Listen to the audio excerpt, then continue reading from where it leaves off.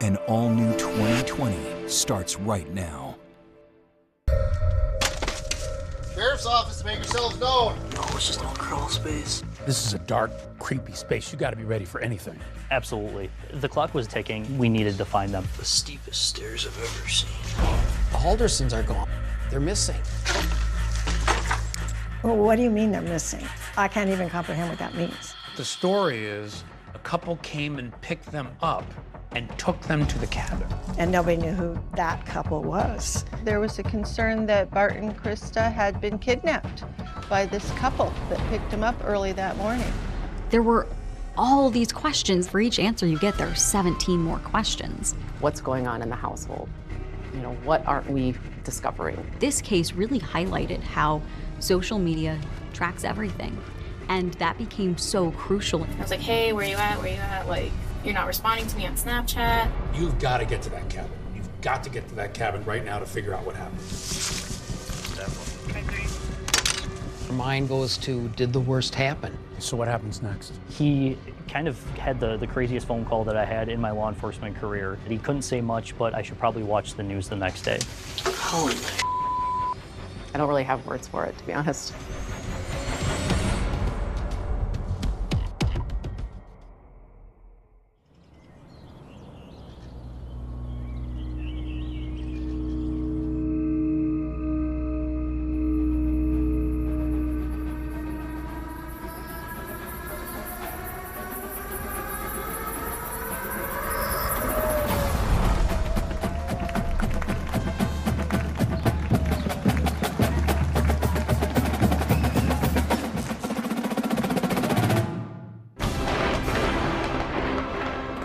Fourth of July.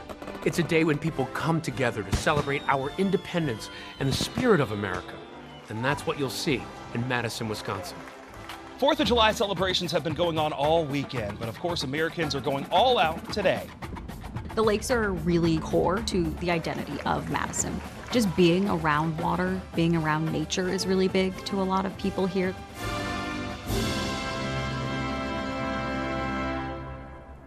Madison is Wisconsin's gorgeous capital city.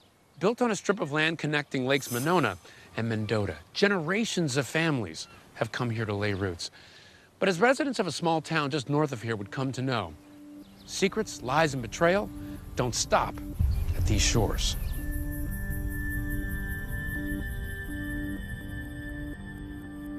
Bart and Krista Halderson lived in a community called Windsor, just north of Madison. Everyone who knew the Haldersons loved them. We used to have a horseshoe league. Bart and Krista were on a horseshoe team. We competed against them 2-3 times a year. And just being neighbors, they were just people that ran into all the time. Absolutely salt of the earth people were Bart and Krista. Their house always looked good. It was well manicured, it was well mowed, it was always taken care of. There were competitions in the neighborhood about who had the best lawn and who cared the most about their yards, and Bart cared about his yard. Krista is an administrative assistant for a local auto shop, and Bart is an accountant. Bart and Krista, they weren't rich, but they were comfortable. Yeah, they were just regular people trying to do their best. She was the youngest cousin, bright red hair. She was the baby of the family. Barbie Townsend grew up in Southern California, but would often visit her younger cousin Krista at the family's rustic cabin in northern Wisconsin. Krista was fun, energetic, creative. She just was very exuberant, very outgoing. Happy person, it sounds Very like. happy, yeah. Loved her lot in life. I know you got to know Bart a little bit later, but what was he like? I was happy for her that she found her person, and they were a really good team. They complemented each other. Definitely, definitely. You know, he would have his strengths and she would have her strengths, but they always worked together. Barbie told me that nothing matters more to Krista and Bart than their two sons, Mitchell and Chandler. They poured themselves into their children. They did family nights, game nights. They would cook dinner, barbecue together. In spring 2021, Krista had sent a picture of them all standing together. She was so proud of them. Mitchell had been with his girlfriend at that time about 7 years, and Chandler had been with Kat maybe 2 years, on and off. Mitchell, the oldest, works in IT, and he lives with his fiancée, not far from his parents' home. And Chandler, an Eagle Scout, is a young man on the rise. He's working part-time for an insurance company, living at home while finishing his college degree. And that's not all. Chandler had told his family about this great job opportunity he had been given with SpaceX. He would move to Florida, and actually he would bring his girlfriend with him. Everything was going well for everyone. I don't know any family who wouldn't want to be in the situation the Haldersons were in. But in June of 2021, the Haldersons' good fortune takes a turn. Their eldest son, Mitchell, was diagnosed with diabetes. And then right after that, their younger son, Chandler, fell down a flight of stairs at the Haldersons' home. He was taken to the hospital, and he was diagnosed with a head injury. In that picture, on Father's Day of 2021, standing next to Bart, he's got the brace on. His neck was injured and was going to affect his ability to walk. He might have a colostomy bag. He couldn't fly, so he couldn't go back to Florida for the job. Like his whole life was going to change because he had this fall. I know once he was in that neck brace, his job situation with SpaceX was kind of pushed on the back burner. It seemed like he would not be able to take the job at SpaceX. He wouldn't be able to help around the house. He wasn't even able to walk properly. And after that, Chandler required help. His mother would assist him going up and down stairs, would bring him meals. Although Krista doted on her sons in their time of need, she rarely missed a day of work.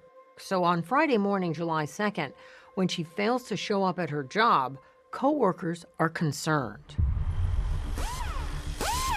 Krista was one of these people who was always at work, and she always let people know what her plans were.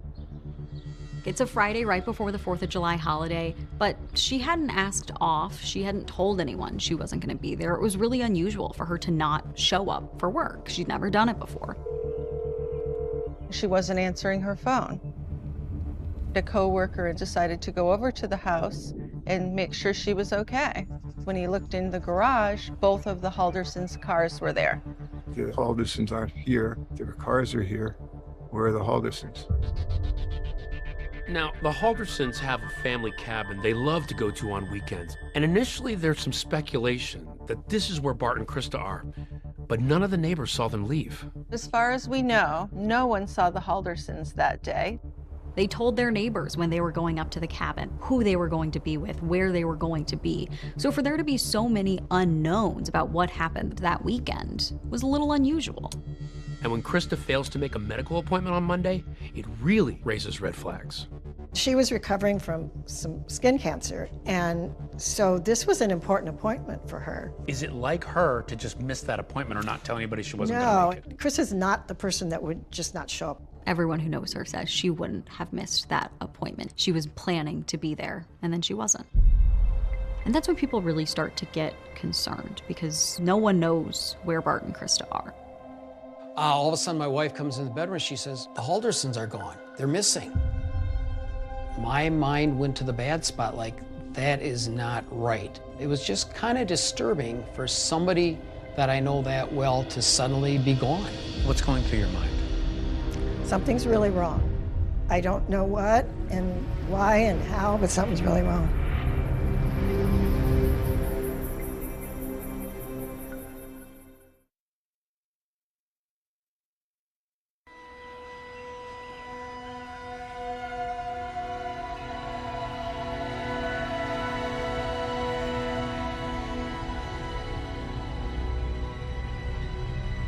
The strange disappearance of Bart and Krista Halderson is a mystery, captivating local Wisconsiners. Are we rolling?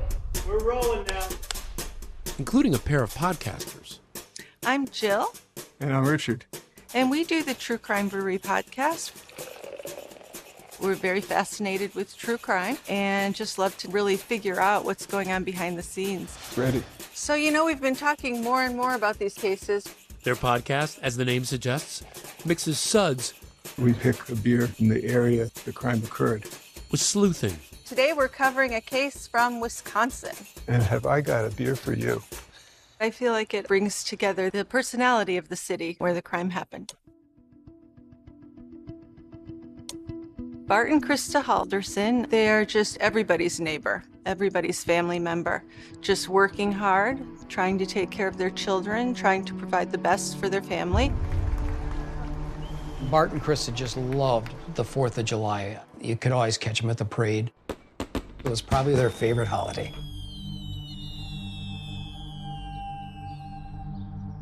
But that weekend, in July 2021, strangely, the couple are nowhere to be found. Bart and Krista had not told anyone that they had a plan to go away for 4th of July weekend. There's no explanation forthcoming as to why they're not there. So the only time people heard from Bart and Krista over the 4th of July weekend was when Krista texted Chandler on July 4th. The text to her son Chandler says they arrived at the family cabin 3 hours north. It read, "Made it safely. Love you lots." Their friends learned that she had reached out to him, which made sense. She was a mom who talked to her kids all the time.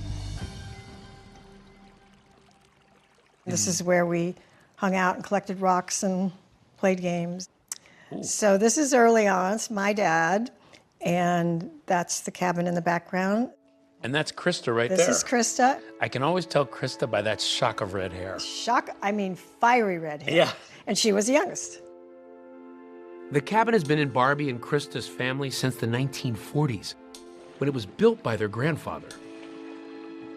That was like the heart and soul of our extended family. The cabin was our way to get back together and be together. There was no phone, no indoor plumbing, very rustic. Sounds like this was a place where you and Krista really bonded. The cabin was where we would reunite. Chandler had told family members he knew his parents were going to the cabin for the weekend, but he was expecting them home by Tuesday the 6th.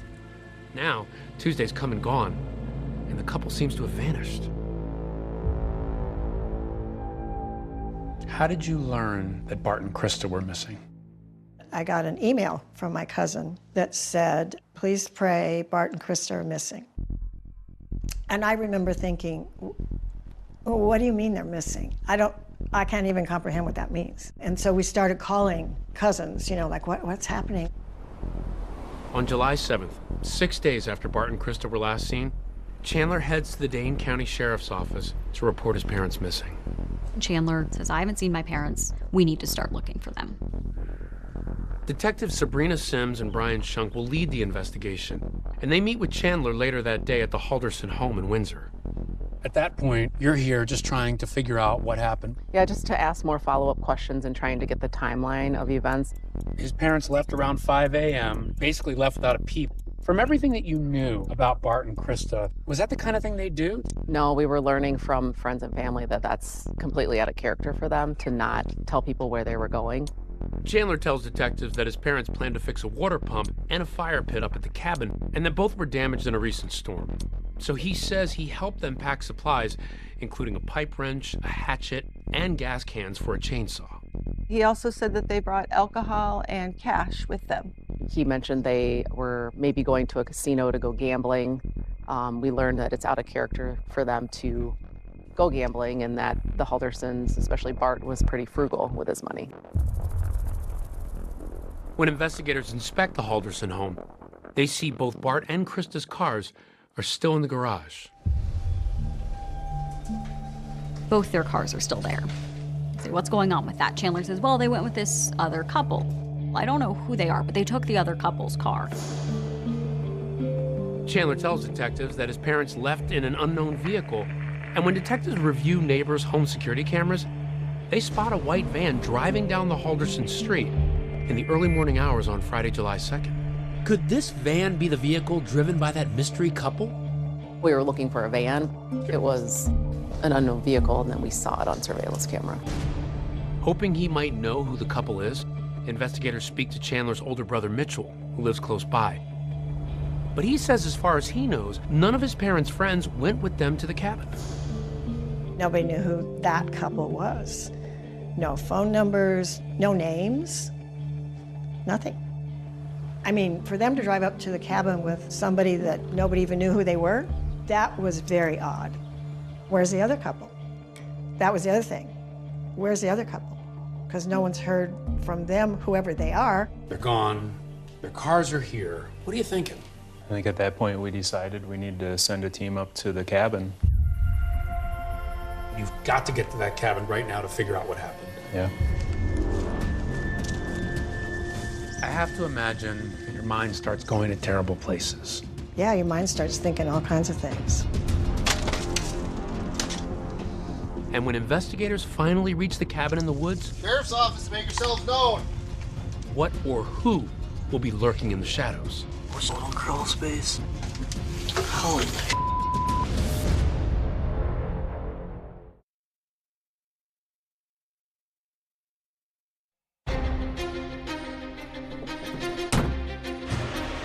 I'm Bill Callender.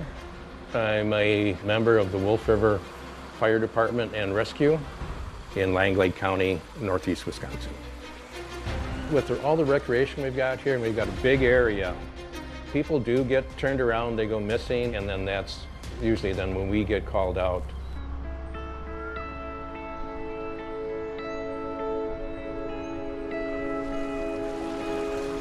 The Wolf River area is really a nice area, fairly lightly populated, but we've got a lot of great recreation.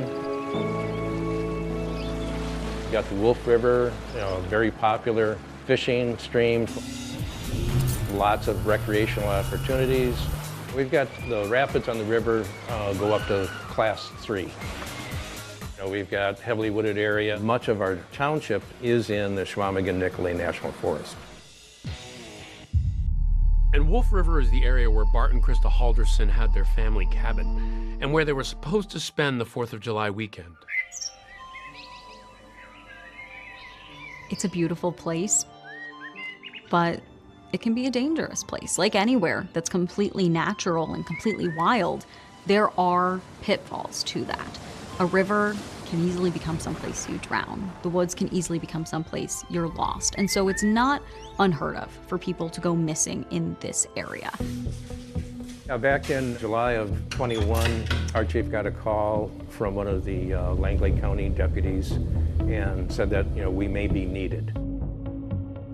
Cell service isn't fantastic out here either. Weather always seems to change, but crime never does. I'm Detective Sergeant Groans with Lang On Lake. July 8th, I received a call to assist the Dane County Sheriff's Office with a search of the Halderson cabin. As an investigator, I was assigned a body camera, which was activated when we arrived at the property. What's your relation? You're their son. Okay, all right. So this footage we're looking at here, it's recorded by your body camera. That's correct. Okay. And who are you speaking to here? This was Mitchell Halderson and his fiancée. 1 week after his parents mysteriously vanished, Mitchell tells investigators that he's so concerned about his parents' well-being that he and his fiancée make the 3-hour drive north to the cabin. They seemed concerned and also as perplexed as we were about Bart and Krista Halderson's whereabouts. Maybe we could just take a walk around and see you. So at that point, we took a walk around the exterior of the property. We noticed that the grass and the weeds had not been kept up. In some places it was waist or even chest high. Did it look like the cabin had been in use? It certainly didn't look like it had been used anytime recently. They start walking around and everything's still locked up. The grass is really tall. What first struck me when they were walking, I was like, that's our cabin. That's our family cabin. Was there a sense of urgency at this point? With the information we had and things not really making sense, our possibilities were dwindling. I was starting to just wonder what we were going to find next. And I was worried they were going to be inside. That's what I thought. Something went horribly wrong. Yeah, that was very disturbing. Sheriff's office, anybody inside? There was a concern that Bart and Krista had been kidnapped by this couple that picked them up early that morning, and something had been done to them by them. Announce your presence, make yourselves known. I think the police were very concerned that they were going to find 2 dead people there. But once inside, despite everyone's worst fears, the cabin appears empty to police. It was dark, so you could tell nobody had been there for a while. Every single indication shows that this cabin has been empty. The steepest stairs I've ever seen. As Detective Groans makes his way through the cabin, he spots a door to the cellar. So right about here, you draw your gun. Why? Yeah, whenever we go into an unknown space, that's something that we would do just in our own safety. So for an outsider, this is a dark, creepy space. You got to be ready for anything. Absolutely. There's a little crawl space. Holy. But nothing there either. Nobody inside and nothing looks like it's disturbed. So after searching the cabin, investigators make their way down to the lake to check on the shed. There's all these outbuildings, boathouses and sheds, and all these little tiny buildings that could offer places for people to be. My thought was that Krista was being held in one of those. That's what I thought. Was there any concern that they might have been held captive in a place like this or been held against their will? With the padlocks on the outside, it is something that we definitely considered. They break the padlock on the boathouse, but Bart and Krista are nowhere to be found. I don't know a ton of details about everything that's gone on. You're filming Mitchell. What are you hearing from him at this point? Mitchell seemed concerned, and I feel as we went further into the search and we weren't finding any signs of Bart and Krista, his concern became more and more greater as the search of the property continued. He said his brother texted him that they did make it safely. Out of reading back through stuff, they just said we're going up north. So at this point, for you, this is a mystery, right? This is definitely a mystery. We don't know who Bart and Krista are believed to be with. There are no signs of Bart and Krista being at this property. Do you know, did they have any friends, like they might have gone to their cabin in the area? I have to assume they came up to someone else's cabin, but I don't know who. Really nowhere for us to even suggest looking next at this point. We didn't have anywhere to go. We didn't have a name. We didn't have a vehicle. We didn't have a location. Truly looking for a needle in a 900 square mile haystack. And then the question is, okay, if they're not at the cabin, where are they? There were no bodies, there was no anything. So we didn't know what happened, but of course your mind goes to, did the worst happen? Are Bart and Krista still alive? As investigators and volunteers prepare to scour the county in search of the missing couple, news is spreading about Bart and Krista's disappearance. We have team coverage on these breaking developments. Bart Halderson and his wife Krista have not been seen since July 1st. What happens next? Had the craziest phone call that I had in my law enforcement career. He said that our services were really no longer needed at that point, and then said that he couldn't say much, but I should probably watch the news the next day.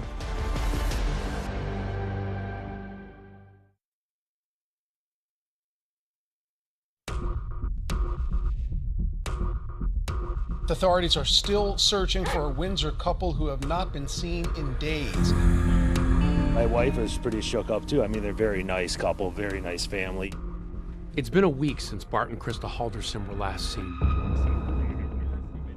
And while Mitchell Halderson is up at the family cabin searching for his parents, his younger brother Chandler is back home in Windsor, canvassing the neighborhood. He's seen on the neighbor's home security camera footage obtained by investigators. What are you seeing on the home security footage later? Chandler was going around to neighbors. You would see that they had Ring cameras or some type of security cameras on the outside of their homes. So he was going and asking them, if they had reviewed the video footage. Remember, one of those neighbors' home security cameras captured this mysterious white van, but it led investigators to a dead end. And yet, Chandler presses on. Chandler is recorded on one Ring camera asking a neighbor about their security system. And anyone would have security cameras and stuff like that. We do. He's going from neighbor to neighbor asking them, hey, this camera, I see it. Does it point at the road? Does it see our driveway? What does this see? Take care, thanks. Bye. Chandler approaches another neighbor's house and waves to the camera. My name is Chandler Halderson. I live just down the road. Oh, yes. And there's one house where they have more of a professional surveillance system on the home. So he speaks to the woman there. If you were able to capture the road or my house. They discuss camera angles and whether their camera has night vision. He discovers that one is a wide-angled camera. He looks to see what part of the street that would cover. Yeah, did it capture anything on? We don't know. You can see he's really sleuthing, trying to uncover whatever evidence these neighbors may have. He was asking questions such as, can you see the road? Can you see vehicles drive by? He's out trying to figure out if anything was seen on the outside of his home at that point, you know, from when his parents went missing. He asks, could there be any footage of my parents being driven away early in the morning on the 2nd? Do you have any footage? It would be maybe helpful to the investigation to see what kind of car picked them up, of course. One household actually told him that police had already collected the video. The police actually came and downloaded everything they have. So they were here, I think, till like 9 o'clock last night and downloaded all the video she's got. Chandler walks up to yet another neighbor's house and rings their bell. The neighbor, a retired detective with the Madison Police Department, tells Chandler to meet him in the garage so that they can talk. Hey, I'll meet you in the garage, okay? The neighbor says he had a gut feeling that he should record the conversation, which he would later turn over to police. Sorry about what's going on. What it is, but I was wondering if your door camera... You do have a ring, yeah. Does it pick up the road? Some it does. Would you have any notifications from Friday morning, early, before 6:15? We can check. That's not a problem. Chandler's quest doesn't end there. Bart and Krista Halderson of Windsor had plans for the 4th. He heads to WKOW, an ABC news station in Madison, which has been broadcasting Bart and Krista's photo. At this point, Chandler, he talks to reporters. But Chandler says he's reticent to go on camera, saying he fears retaliation from whoever may have taken his parents. He thinks people might be targeting him. He says, is someone out to get my family? I don't want to be on camera, but I want people to hear from me. I want people to know I'm looking for my parents. And so he does an interview with a reporter from our station. Their son, Chandler Halderson, who asked to be off camera, says whoever his parents were traveling with from this neighborhood were to do the driving. He says he received a text from his mother. She got back to me. They made it safely. Their plans were going up with their friends and do some minor repairs on our cabin. Did you literally see them pulling out of the driveway, heading out? No.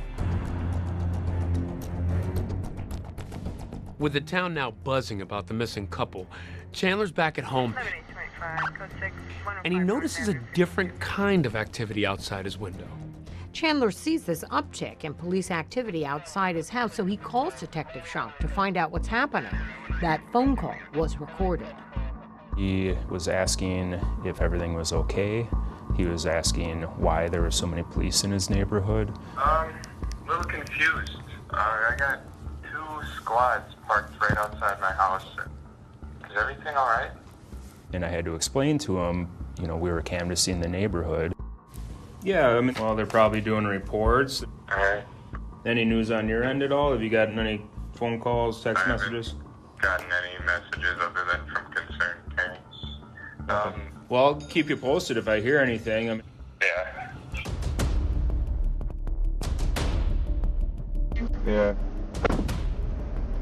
Later that night, Chandler comes voluntarily into the Dane County Sheriff's Office, where investigators bring him into this room and seat him in this chair. So if you just want to have a seat right there, perfect. Thank you so much. This? Sure, that's fine. He's wearing a baseball cap, a sweatshirt, and a furrowed brow. Just so you know, I'm gonna record stuff, okay? In that police interview, Chandler talks about the last meal he had with his parents on July 1st, right before they left for the cabin. That's where they told me while we were eating it, they were gonna go with their friends, and I was like, oh, cool. And they said they were going to the cabin. Yeah, the friends. Well, okay. We're going up north. That's how they referred to it. Chandler says that by the next morning, his parents had left, never to be heard from again, except for that one reassuring text from his mother.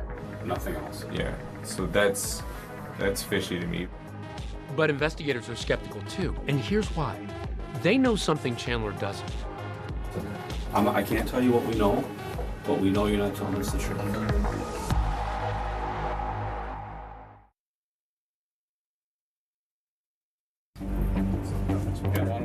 Investigators have asked Chandler Halderson to come in for an interview, and they've also asked for his girlfriend, Kat Melender, to come in as well.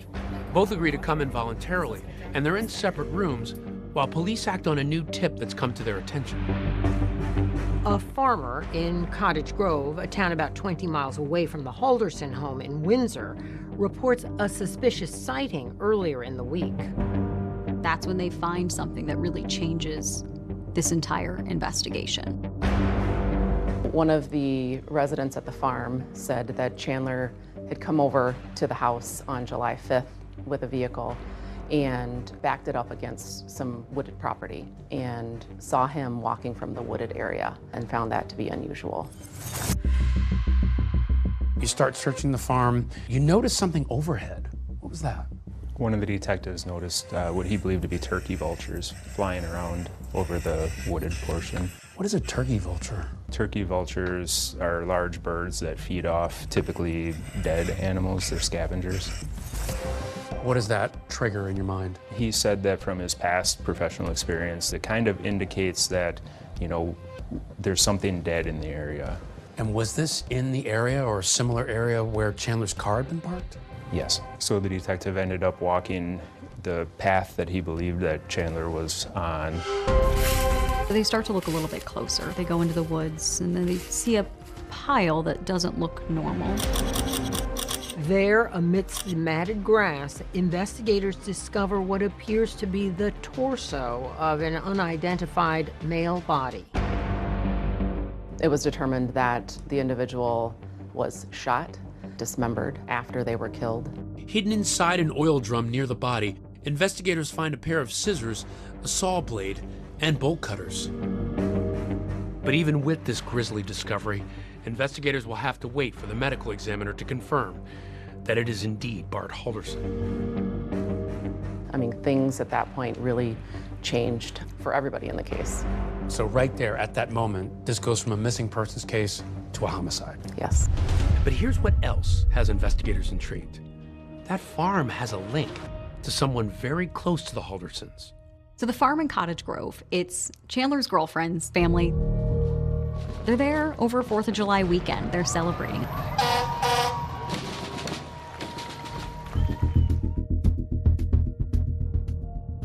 While you have Chandler, you have Kat in another room. Oh, there's a Pooh Bear? All right, you can play with it if you want to. Kat draws a smiley face on a sequin pillow and clutches a Winnie the Pooh bear. A detective offers Kat a cookie to help put her at ease. I can't eat well when I'm nervous, so. Okay. Take a nibble of the cookie. Yeah. Baby steps. There's no chocolate in there. Yeah. Test the waters, make sure the police aren't trying to poison me. No, we're not. So tell me about what's happening here. We just wanted to hear her side of the story as she's the one that was closest to Chandler. Talking to Kat Melander, investigators find out that Chandler visited the farm on the 4th of July with her, but the next day he returns to the farm alone, unannounced. No one really knew he was coming. He came there alone. Chandler went to the farm because my mom's fiance lets him walk in the pool because it helps stretch out his legs, make him feel better. Except he wasn't using the pool. Kat's mom and her fiance say they saw his car parked on the property, but no sign of Chandler. Until... When they're in the pool, they look up and they see Chandler now walking. He doesn't have his shirt on. He comes to the pool and says, "Hey, can I get in the pool too?" He was supposed to be there swimming in the family pool because he needed to swim for some therapy he needed to do. He was not swimming. She saw him coming from the wooded area and found that to be unusual. Oh, okay. So what struck her is while he was supposed to maybe be there to swim for his therapy, he was not swimming. Correct. What I find interesting is you ask her, would anybody want to harm the Haldersons? Any friends or relatives that they've been having problems with that you can think of? No? No. I just can't see someone killing them. Like, that's the thing. Like I thought, like, maybe they got into a car accident, like, maybe their car's on the side of the road, like, I even thought, like, maybe that happened and someone took them to the hospital and they're just Jane and John Doe. Like, if someone killed them, it would have to be someone they, like, didn't know. She seems generally like, are you kidding me? No, not them. What do you make of that? What do you make of her response to whether or not somebody would want to harm them? I think that she's telling an accurate story there. Talking to friends and family members, no one would want to hurt the Haldersons. Did you get the sense that she thought that Chandler had anything to do with this? You don't think he had anything to do with his mom and dad being unheard from? No. No. No. All my friends I've talked to, they're like, no, not Chandler, no. Like, that'd be crazy. I just don't see him killing Mr. and Mrs. Halderson.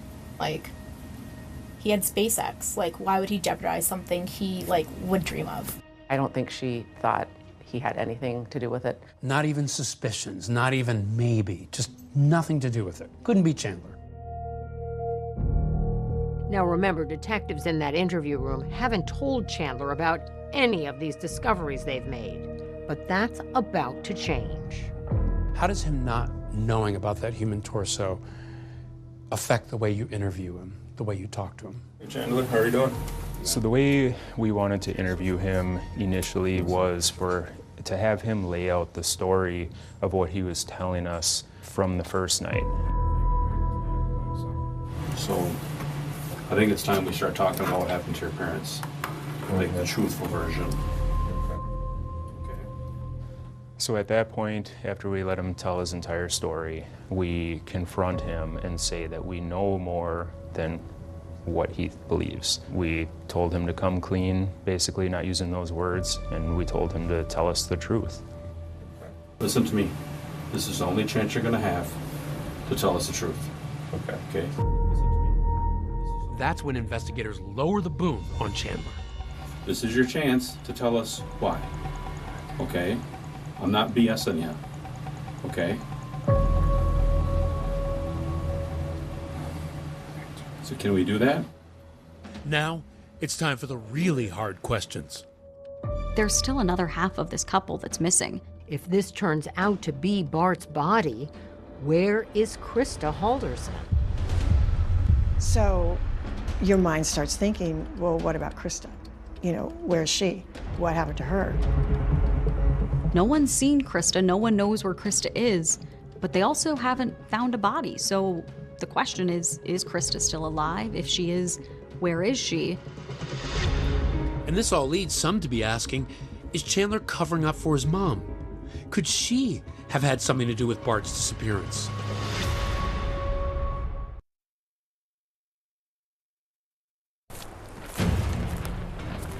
This wasn't a normal disappearance. This wasn't a normal homicide. Every new detail made the case stranger. The human remains found Thursday are connected to the missing couple, Bart Halderson and Krista Halderson. You have search teams up there, you have dogs. So now, where is Krista? Could it be that she was also involved in Bart's murder? Is she going to be held hostage? Is she being tortured? Time is of the essence. You have to find Krista. Yes. This second time with the search warrant, we have crime scene investigators that are in the home going through everything. We're in the basement. What did you find down here? Down here, we found traces of blood on both sides of the basement. I don't really have words for it, to be honest. I just don't know how somebody could do that to somebody else. Cameras all around. We know that Bart went into that home and never came out. Everything seems so evil. Chilling. Unbelievable.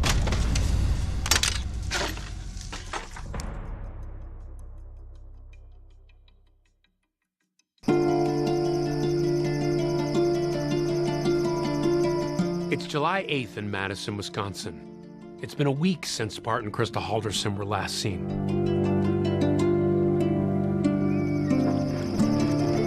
It can really feel warm there in the summer, even when you're not under the microscopic lens of the police. What's going on? Bart and Krista Halderson's youngest son, Chandler, is being interviewed by police,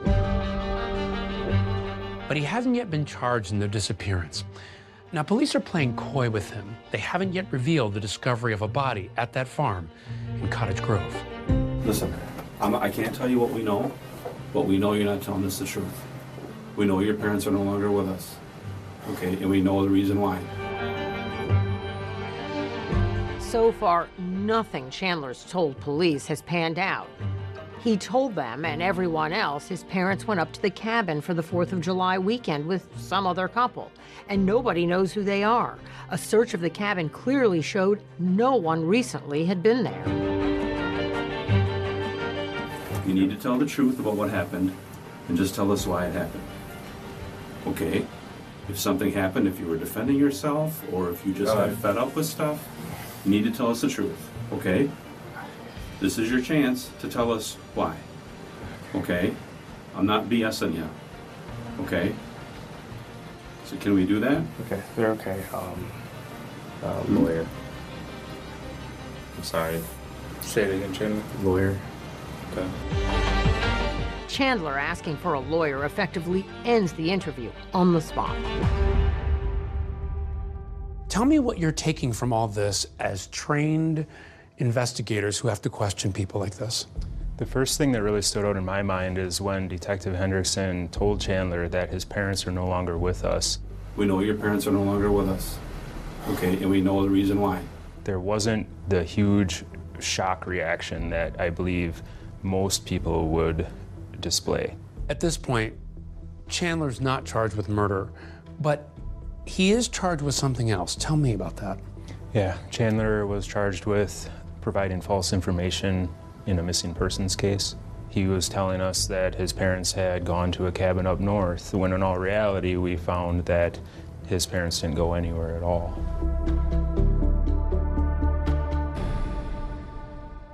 Their son Chandler was arrested Thursday for allegedly providing false information to investigators.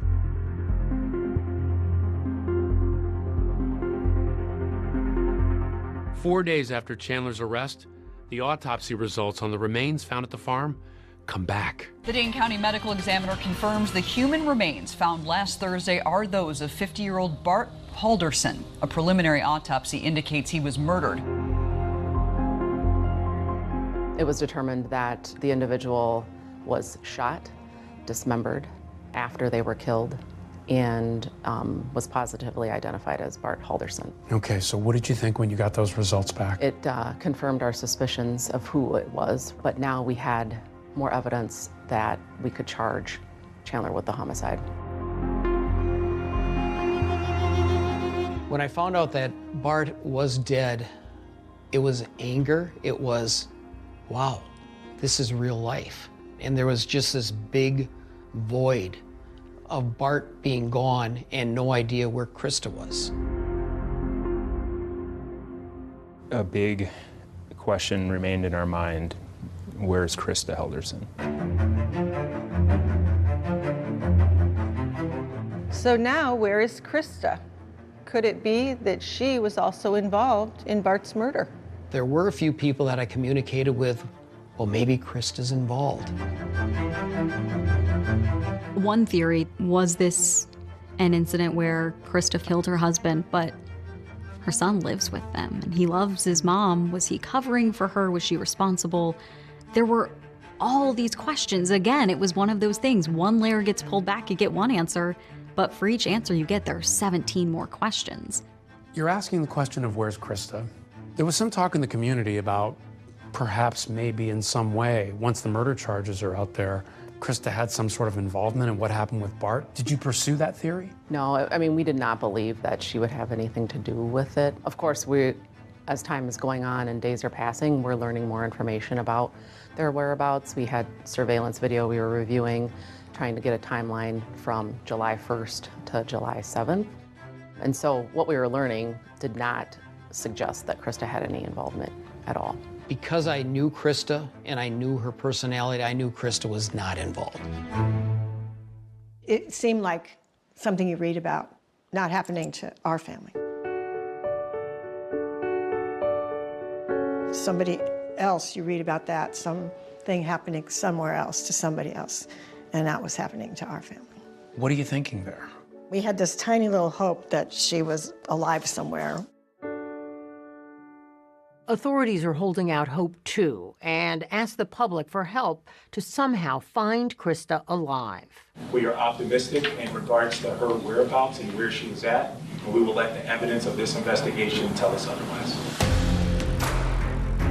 Perhaps the most troubling question authorities are left with, why?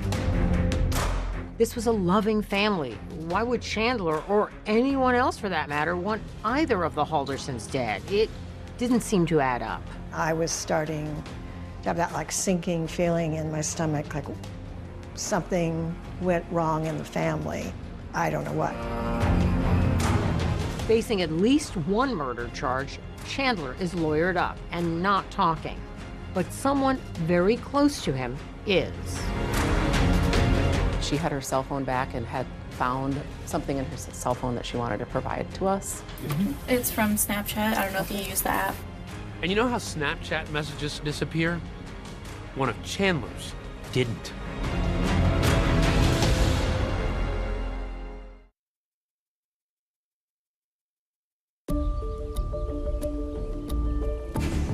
The man accused of killing his father is now being held in jail on a tentative charge of first-degree intentional homicide, hiding a corpse, and mutilating a corpse. Sheriff's personnel tonight remain at the Halderson home in Windsor. Investigators are leaving no stone unturned in the search for Krista Halderson. But with Chandler now in custody, hope is fading fast. Every minute that passes becomes more crucial. And there was just this big void of Bart being gone and no idea where Krista was. I'm hoping she's alive. A big question remained in our mind: where's Krista Halderson? But things are about to take a dramatic turn. When police first spoke to Chandler's girlfriend, Kat Melander, she voluntarily gave them her cell phone. And on it, they found a vital clue to their investigation. By the time Kat comes in for a second interview, both she and police realize how important it can be. Is there something you want to tell us right away? She comes to the realization that she didn't tell us everything and that she had something on her phone that could be helpful and valuable to finding the Haldersons. And it wasn't something that she intentionally withheld from us. Tell me what you find on Kat's cell phone. During the review of Kat's cell phone, we found numerous clues and treasures that I don't even know she knew she had. We found all of their message history, and we also found a screenshot of a Snapchat location that she had had. That screenshot saved on Kat's phone shows Chandler's avatar labeled hubby on the banks of the Wisconsin River. Snapchat is a social media app specifically designed to share photos that disappear. Once you open a message, you only have a few seconds to take a screenshot before that picture is gone for good. In 2017, Snapchat added the feature Snap Map, which also lets you share your location with friends in real time. And why did she have him on Snapchat in the first place? They had a time in their relationship where he had cheated on her. She had his location services on for Snapchat. It was an agreement they had. She wanted to be able to know his whereabouts. With her lawyer present and her cell phone in hand, she voluntarily talks police through what she now realizes could be critical evidence, a technological smoking gun. It's from Snapchat. I don't know if you use the app, but that's him by the Wisconsin River off of Gulf Road. Okay. And that's 8:58 on it. Okay. in the morning. Sure. And then my phone always tells me what day it is. So it's July 3rd, 8:58 a.m. The continued presence of sheriff's personnel at the Halderson home has become almost background for this neighborhood here. Krista Halderson remains missing. With the case in the news, Kat and her lawyer decide this information could be useful to police and to Kat. Right before Kat goes back for that second interview, we're getting updates from law enforcement, and one of those comes in the form of a press briefing. And a reporter asks, is the girlfriend a suspect? And the sheriff didn't answer. And that freaked Kat out.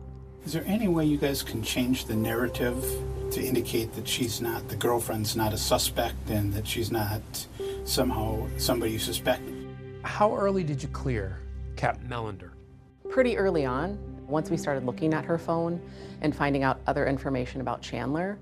But there were, different investigators in the command post that had different theories. Was she in the circle? Was she out of the circle?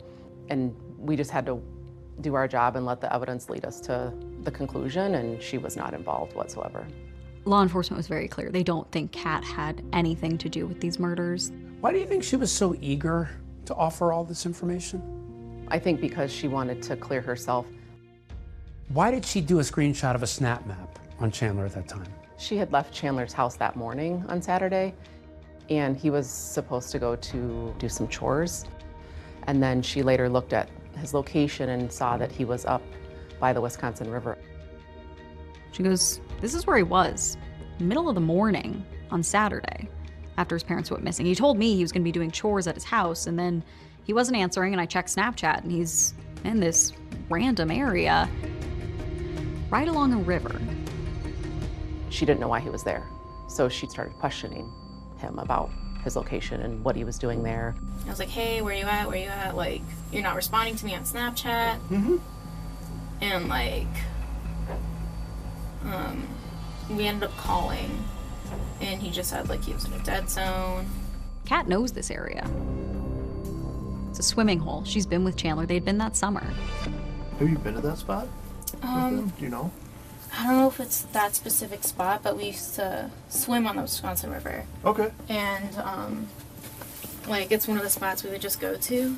And like I've only been there like maybe 3 times. Okay. But he's gone swimming there a couple times. In fact, other friends told police that was Chandler's favorite swimming spot. A year earlier, an ex-girlfriend receives this picture, which she gave to police, of Chandler in that area, posing with a tree and a knife in his hand. This case really highlighted how social media tracks everything. And that became so crucial in this case. But as enlightening as this Snapchat evidence is, a treasure trove of text messages between Kat and Chandler is even more intriguing. Investigators zero in on a couple of erratic texts from Chandler the morning Bart and Krista vanished, which sound ominous. I don't know. Stuff hasn't really been going well for me lately, so I'm trying to plan for the next thing to expletive me over. Yeah, I just had a great future planned, and it's falling apart. Kat replies, no, it's not. You're going to be okay. With suspicions of Chandler now high as ever, investigators obtain a search warrant and go back to the Halderson home. They go back to the nexus of this case, the Haldersons' home in Windsor. Investigators start walking through, and they find a lot in that house, a lot that tells us what happened.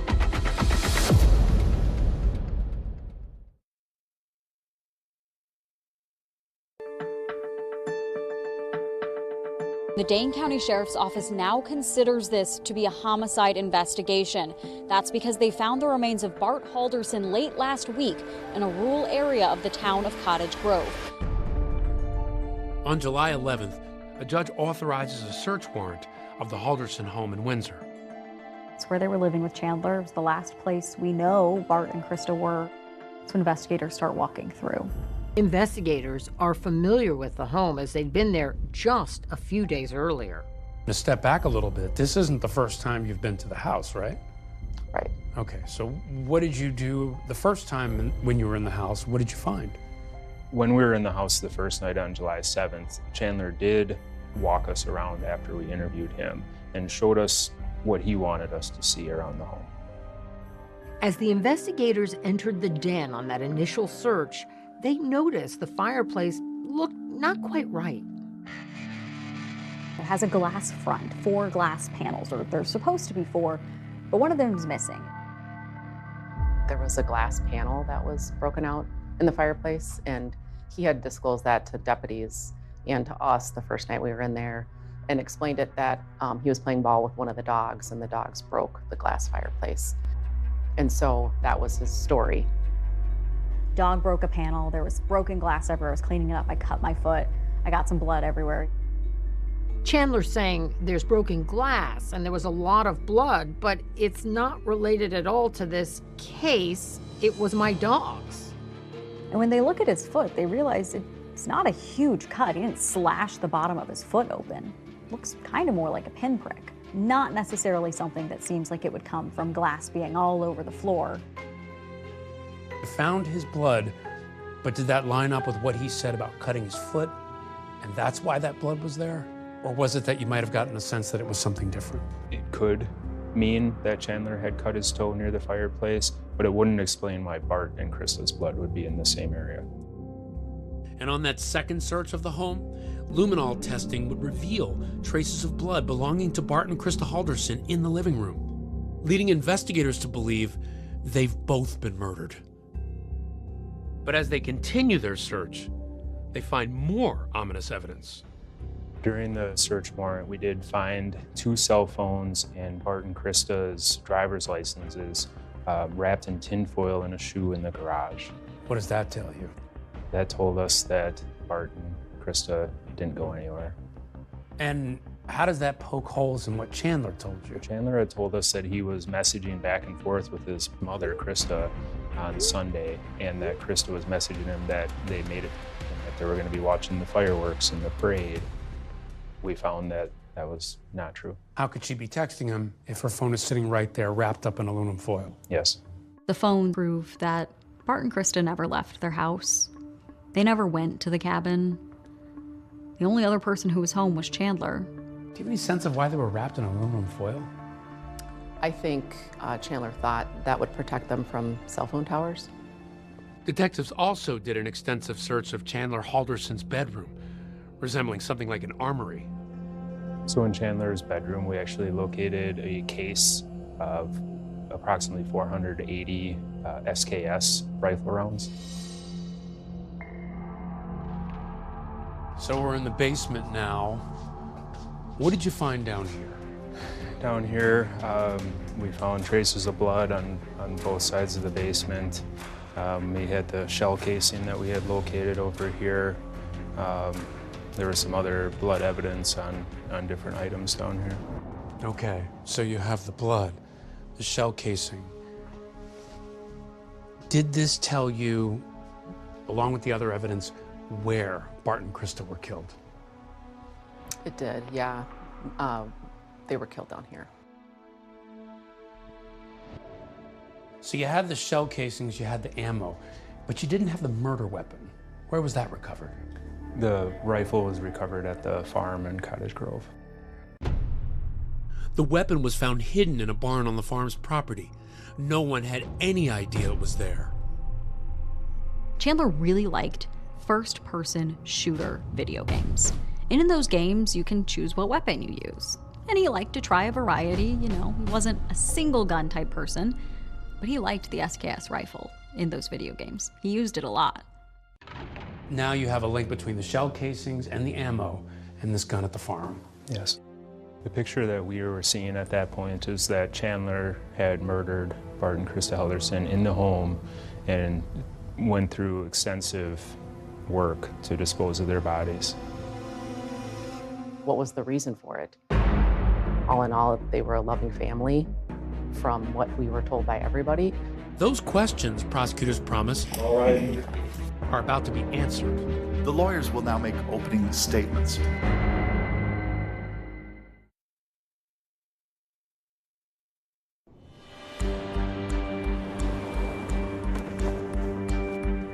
Got a GPS on the phone. Go ahead and give it. It's from Snapchat. I don't know if you use that, but that's... You been to that spot? I don't know if it's that specific spot, but we used to swim on the Wisconsin River. Investigators already have the snap map from Chandler Halderson's girlfriend, placing him at the Wisconsin River. But it's a second tip of a random sighting that piques their interest. We had sent a detective up to the Wisconsin River area. One of the neighbors happened to come over to that detective and tell him that she had seen a strange or suspect male in that area the week prior. We arranged for a larger team of detectives to go up to the area, and we wanted to do a land search of that property. They go where Chandler was. It's a dense, vegetative area, wild state land, in between, you know, a road and the river. You have search teams up there, you have dogs. What's going through your mind? We were hopeful that we would find something. Time is of the essence. You have to find Krista. Yes. As they're walking around, some of the people searching start to smell something. And then they walk a little bit further and they see something. What did you find at that location? In close proximity to each other, there were dismembered body parts. The Dane County Medical Examiner's Office, working in partnership with the Wisconsin State Crime Lab, has confirmed the DNA obtained from part of the dismembered human remains as matching 53-year-old Krista Halderson. I was just angered. I was shocked, felt sick to my stomach. I mean, these are honest to goodness friends. It's just so graphic. I don't really have words for it, to be honest. I see you thinking about it, and it's kind of, it almost brings about some emotion in you. For sure. I just don't know how somebody could do that to somebody else, especially if it's their parents, right? We go to homicides all the time. We go to murders all the time. And a lot of that stuff is in the heat of the moment. This is just a whole nother level of emotion. The location where Krista's remains are found seems familiar to at least one detective, and then it clicks when he sees a unique tree trunk, the same one in that photograph given to police by Chandler's ex, showing Chandler near his favorite swimming spot. Chandler Halderson is now officially charged in the death of both of his parents. Chandler Halderson pleads not guilty to all the charges. Everything seemed so evil and chilling and unbelievable. It was just incomprehensible. Why would anybody do that? Did he not like them? Was there something else that we didn't know that was going on? I just personally could not think of a reason why this wonderful kid did something so dastardly. From what we were told by everybody, all in all, if they were a loving family, what was the reason for it? And just a couple of months later, prosecutors set out to answer those questions as Chandler goes to trial. Thanks, you can be seated, everybody. Thank you. Good morning. The city of Madison, Wisconsin rings in the new year with confetti, cocktails, and a double murder trial. Prosecutors set out to prove Chandler killed Bart and Krista Halderson. And a big part of their strategy is to prove their theory as to why. Juries always want to understand why someone would commit a murder. Why would you kill your parents? And if prosecutors don't explain it, it's kind of a hole in their case. The lawyers will now make opening statements. Attorney Brown. Thank you. Chandler Halderson murdered his parents, dismembered their bodies, and hid them around southern Wisconsin. How does this happen? How does this kid, with everything in the world going for him, promising new jobs, school, a girlfriend that loves him, willing to move across the country for him, how does this happen? The jury hears about Chandler Halderson's IT degree, studies in renewable energy, a dream job at SpaceX, and a new life with his girlfriend in Florida. He was about to embark on a career that people in the IT field could only dream of. But they also hear about what prosecutors say was a concoction, a total fabrication of the events leading up to Bart and Krista's disappearance. He gives this bizarre story of his parents leaving in an unknown car, going to a cabin with an unknown couple, with an unknown amount of money, for really an unknown reason. Attorney Dorrell. Thank you. The defense should be demonstrating why they say there's reasonable doubt in this case. Why maybe he didn't do it. Chandler Halderson did not murder his parents. He is not guilty of those crimes. And he lived peacefully in his parents' home. He was just a normal kid. The defense comes out at the beginning, opening statements, and admits their client is a liar. Chandler Halderson is a liar. But they say that doesn't make him a killer. When someone is on trial for the most serious crime possible, and every little thing they do, every little lie they might have told is blown up and thrown against someone. That's when proof beyond a reasonable doubt matters. And that's actually an excellent strategy because you want to let the jury know from the beginning all of the bad facts about your case. And as prosecutors begin to call witnesses, there's one who has a haunting story. My name is Omar Job, O-M-A-R-J-O-B-E. About a phone call he receives just before the murders. A conversation not only revealing, but stunning.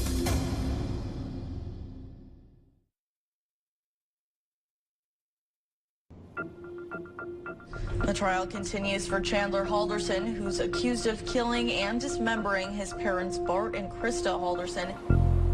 Chandler Halderson is on trial for the murder of both his parents. And from jump, prosecutors promised the jury they'd hear the reason why. And in their opening statements, prosecutors told the jury it all started because that promising future Chandler supposedly had was a mirage. Called to the witness stand, Omar Job, a Madison College enrollment officer, who says his phone rang on June 29th. It's a call, he says, he won't soon forget. Was that call recorded? Yes. Okay, what's your first name? Chandler, Chandler. Last name is Hald as in David, Erson. It's a normal phone call that we receive every day. This person was trying to request a transcript. Trying to get an appointment scheduled to meet with somebody to mainly just get a copy of the transcript. On this call, Job is hearing a complaint from Chandler that for months now, he hasn't received his college transcripts. Okay, so it looks like you owe a balance. So that's why you can't request it. Hello? The jury listens as Omar Job then tries to confirm what classes Chandler is taking. You were taking IT classes, right? I don't see that you were in a program. Well, prior to the IT, there was a solar program too. Yeah, but I don't see that. The IT degree is in there, right? No, those are just classes. I found that Chandler was taking classes at Madison College for a couple of semesters, and then he stopped. But here's the thing about that phone call. It's not at all what it appears to be. At that time, it didn't register in my mind. On the other line, it is a Halderson, but it's not Chandler. It's actually Bart Halderson pretending to be his son. Prosecutors play it during trial. The jury got to hear what Bart sounded like as he figured out his son was lying to him. Bart has been trying unsuccessfully for months to get the transcripts from Chandler, and he was beginning to get suspicious. According to prosecutors, the phone call was a ruse by Bart to see if his son was actually enrolled in college, and it turns out he wasn't.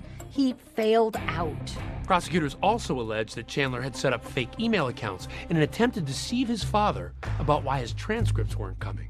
Chandler was looping Bart in on some of these emails with Madison College, just trying to show Bart that this is why I'm not getting my transcripts. But the problem is, according to detectives, they're fake too. He asked me 2 people's names that work in advising because they were trying to set up something with them. Do you have an Alyssa Brandt that works in that area or anywhere in the campus? You said the first name is Alyssa? Alyssa? Yeah, Alyssa. No, there's no Alyssa. Does Daniel Spice still work there? No. Chandler had made up fake emails with fake school employees to email back and forth about the transcript issue. Can I ask you, what is the end part of every employee's email who works for Madison College? MadisonCollege.edu. No one uses a Gmail account as their official Madison College email? No. But college wasn't the only alleged deception Chandler carried out. Prosecutors call in witnesses who reveal things like that internship at American Family Insurance. I found no record of that person working for American Family. The job at Elon Musk's SpaceX? Were there ever any emails regarding a job application or employments with SpaceX? No. Prosecutors argue that essentially everything he supposedly had going for him, none of it was real. The defense did not cross-examine these witnesses. Cross-examination? No, thank you. The defense always has to balance between aggressively cross-examining witnesses and alienating the jury. So the insurance company internship, the SpaceX opportunity, the going to school, all lies. All lies. Yeah. So you're hearing this at the trial. What did this make you think of him? That he's not anybody who I thought he was. It's an explosive claim in court. Authorities say Chandler has been perpetrating this catfish scheme for at least a year.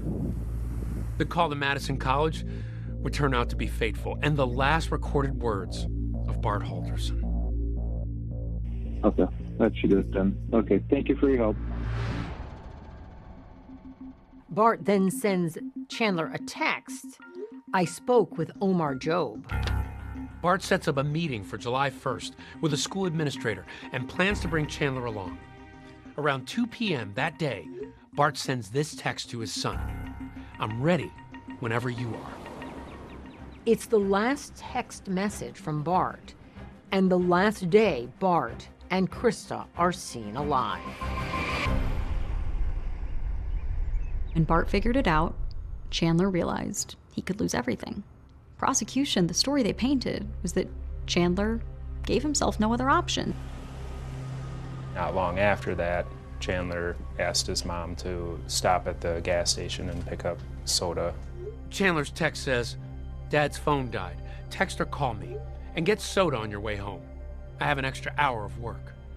Krista replies, "Okay, I can," smiley face. That would be the last text from Krista Halderson. As if the alleged motive wasn't already shocking enough, there was Chandler's whole history of a debilitating head injury, which prosecutors say was also untrue.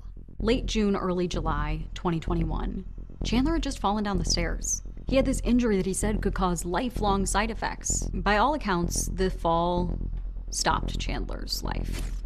Prosecutors entered this photo into evidence at trial to support their theory that Chandler's fall is part of an alleged web of lies. Prosecution calls the ER doctor to dispel that myth. I'm an emergency physician at the University of Wisconsin Hospital and Clinics. What in this case did you diagnose Mr. Halderson with?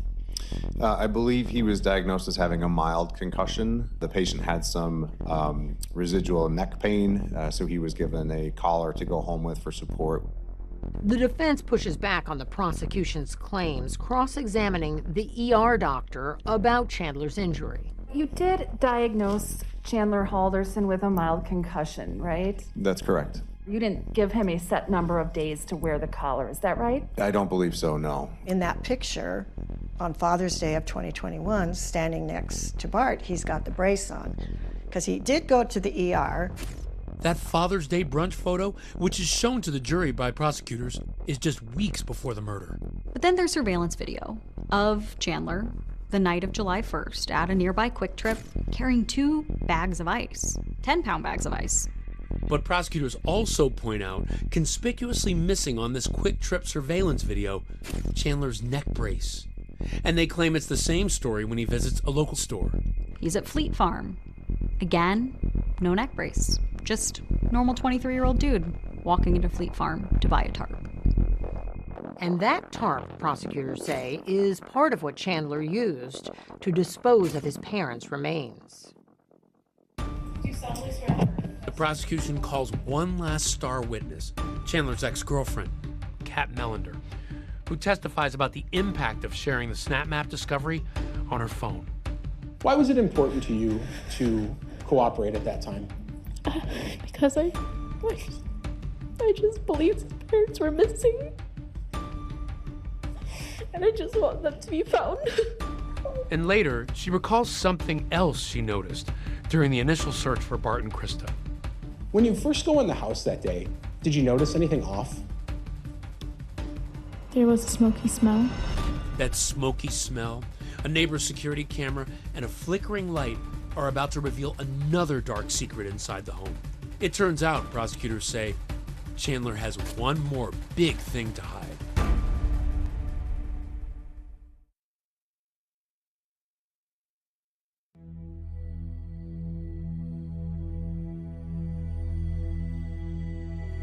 It's day 7 in Chandler Halderson's trial, as he stands accused of the murder of his own parents in what prosecutors say was a desperate attempt to conceal a secret web of lies.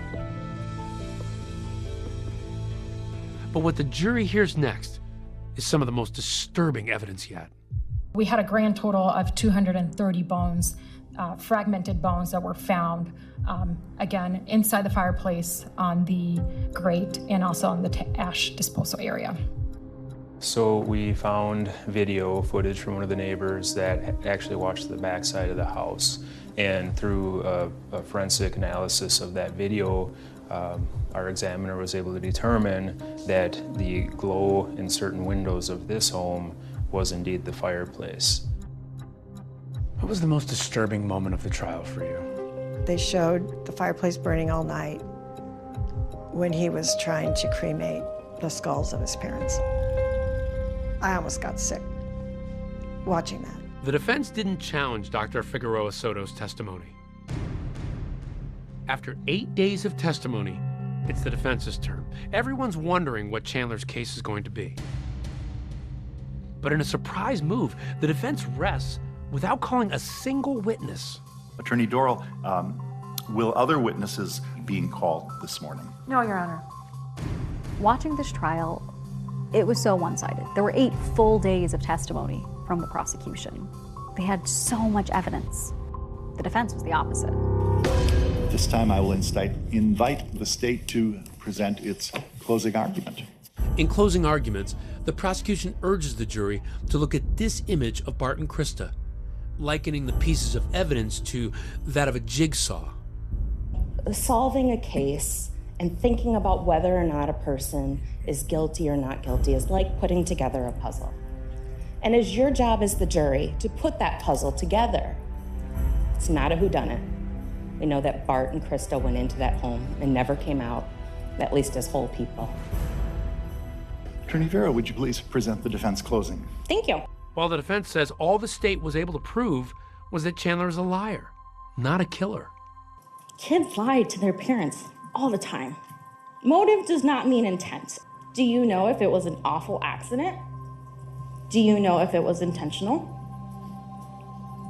Do you know if there was someone else involved? You don't. And that's a problem. Just after 3 p.m., news breaks that the jury has reached a verdict. Breaking news.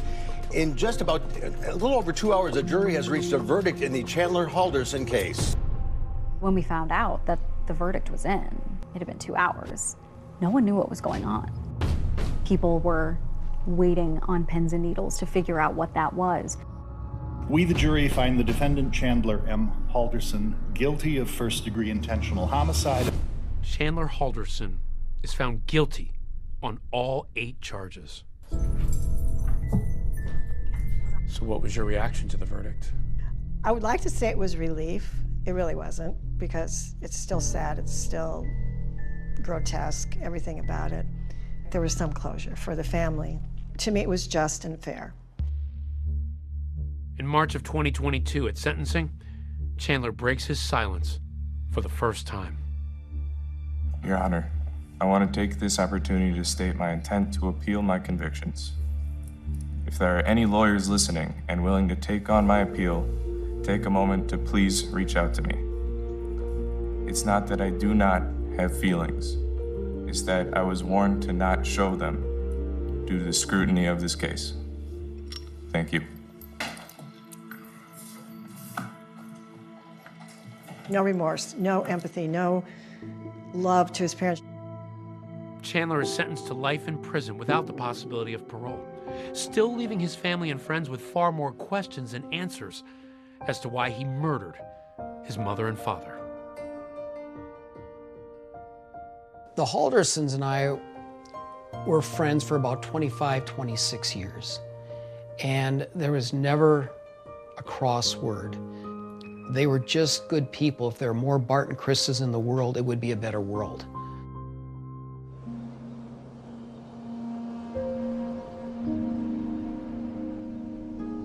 If Chandler would have just asked for help, what do you think Barb and Krista would have done? They would have given everything and anything to help him. They would have been there. That's the kind of people they were. If you could talk to Krista one more time, if you just had one more moment to say something to her, what would it be? I would say you were a great mom.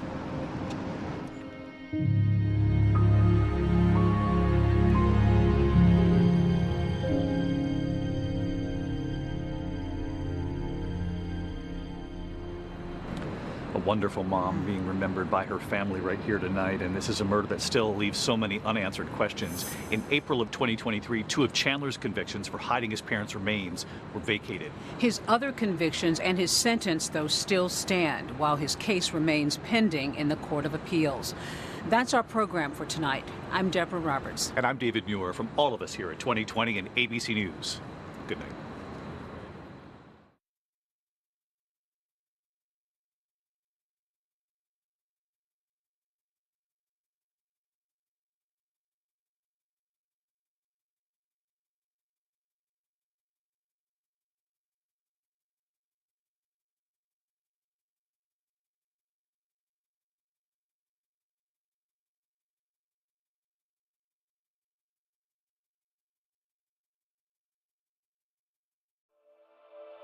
An all-new 2020 starts right now. Family secrets are spilling out. I need my daddy. A teenager with a strange demeanor. She's clutching a teddy bear. How can she be actually 18 years of age? And an even stranger story about her missing mother. I didn't know Bonnie was going to go missing. Something happened to her. She didn't just disappear on her own free will. So you knew something was really wrong? Pretty much. Has she ever disappeared before? No. Whoever has my sister, please let her go. Maybe somebody saw her somewhere at a bus station, at a train station, in a cab, at the mall. Nathan, you've agreed to walk us through a few areas. We're running out of time. He said, at times I feel like I have the devil living inside me. Turns out Bonnie wasn't the only missing person in that household.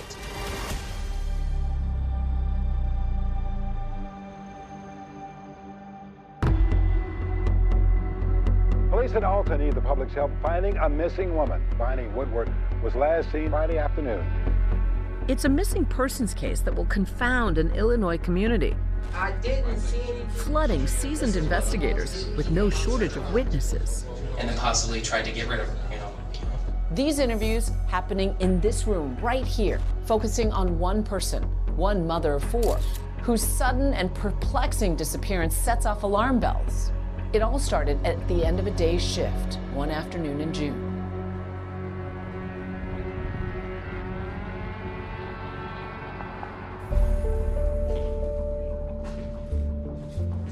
Bonnie Woodward got off around 3 p.m. that day. She was working at what was called Unismith Nursing Home here in Dalton. It was a normal day of work for her.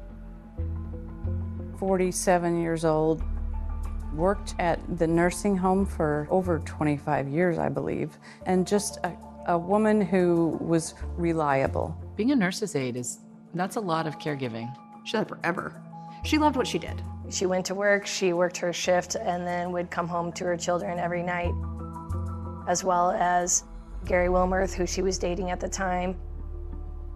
Gary knew that she had some sort of staff meeting after work from 2 to 3, so he really wasn't expecting her home until, 3:34. That boyfriend, Gary Wilmerth, says he tries getting a hold of Bonnie around 4 o'clock. But his call goes straight to voicemail. Your call has been forwarded to an automatic voice message system. Because everybody was like, she would call if she was 5 minutes Oh late. no, everything she did was on a schedule. Nobody had seen her. This was very abnormal for Bonnie. She was always in communication with her family.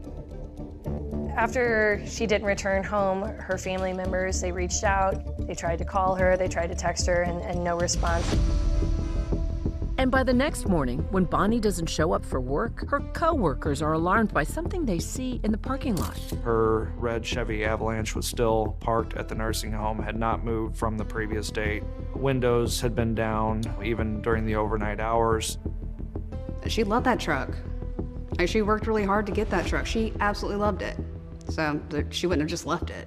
At that point, it was clear that there was something wrong. And Gary reported her disappearance to our department the morning of the 26th. When we work on the missing person and we're dealing with an adult, you have to keep in mind the possibility if they just want to take a break. They want to get away from family and friends, and that's natural. Also have to look into what's usual and what's their history. Detectives assigned to the case soon learned that 47-year-old Bonnie Woodward is a force of nature. Bonnie survived breast cancer. She was a fierce mother to 4 children. Bonnie has 2 grown children from her first marriage, Joseph, who's 28, and Jennifer, 26. Bonnie is also mom to 2 stepkids, Heather and Aaron. She adopted them after their father, Bonnie's 3rd husband, passed away.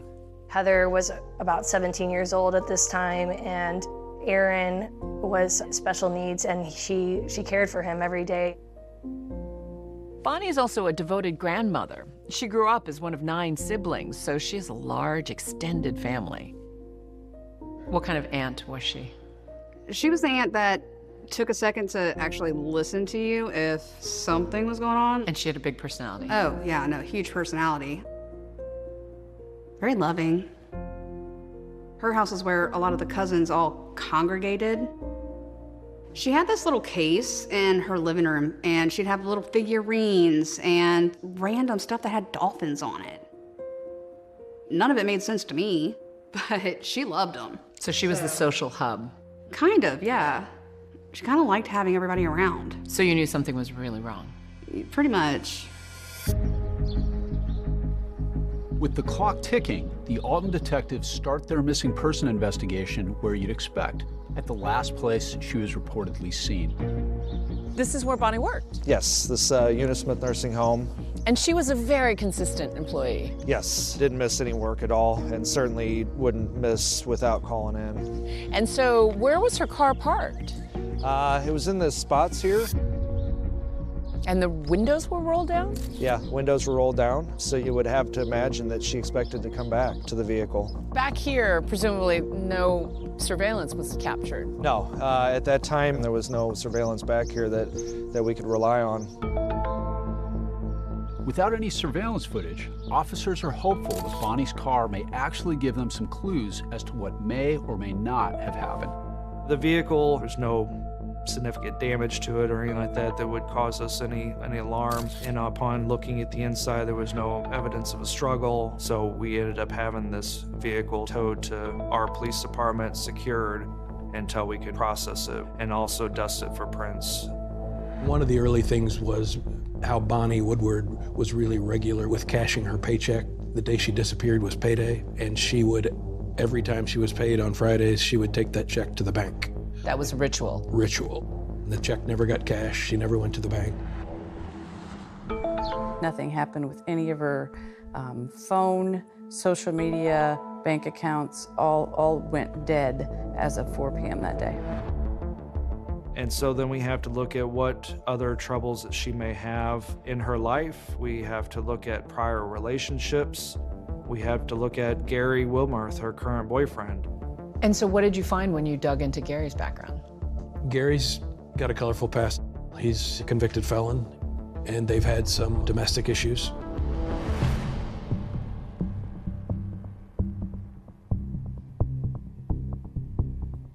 And just for the record, sir, what is your name, your full name? Gary, G-A-R-Y. Okay. Wilmarth, W-I-L-M-U-R-T-H. Bonnie was the love of my life, and she was a good-hearted woman, and I mean, she put up with me, and I mean, that wasn't easy. When Gary's talking to police, he tells them that they've been an on and off couple for about 7 years. Everything good over the past 10 months between you two? Ever any arguments or fights or domestics? Little money problem, you know, because construction's slow. Right. But we've been working it out. I mean, I'm not a good boy. I mean, I've had a record myself in the past. I paid my time, and Bonnie knew that. Bonnie still loved me. She didn't care what I did in my past. And these cops sure did. Have you heard anything from her at all since Nothing. Nothing. Nothing. Bonnie's daughter, Jennifer, alibied him at home. And Gary was waiting for her to get home because She said they were both there the whole day together. And ultimately, he did end up doing a polygraph examination and passed it. But as investigators start talking to Bonnie's co-workers, they learn she was last seen getting into a strange car with an unknown man. I guess I had never seen the man before. The police wondered, could Bonnie be having an affair? Or was it something worse? Nothing is out of the realm of possibility. How did she know this person? I mean, Mom had to have known the person she got into the car with.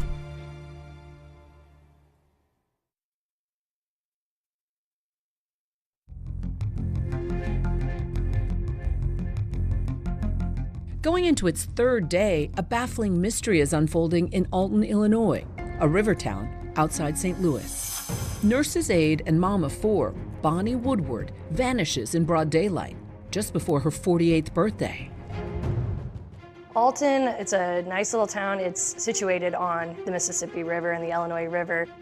It has a vibrant downtown, a lot of history, and it's a great place to live and work. So, with no sign of Bonnie anywhere, her family goes to the media, her older brother tearfully pleading with the public. I want my sister. Somebody please call us and let us know what's going on. We don't know nothing. Nobody wanted this case solved more than her siblings. Whoever has my sister, please let her go. Bonnie's sister, Rebecca, and her niece, Rachel, don't hesitate to join in on the efforts, making the 700-mile drive to Alton from their home in Louisiana. Why were you concerned enough to get in the car and start driving? Well, because she wouldn't just not come home. I just remember having a stack of flyers and going around and putting them on every telephone pole that I could. The police naturally talked to the people that had last seen Bonnie. Can I get your last name? Bosley, B-A-U-S-I-L-Y. Wanda Bosley was one of the co-workers that worked with Bonnie at the Eunice Smith nursing home. We have to find out how Bonnie was during the day. Was she acting appropriate? Was she, upset about anything?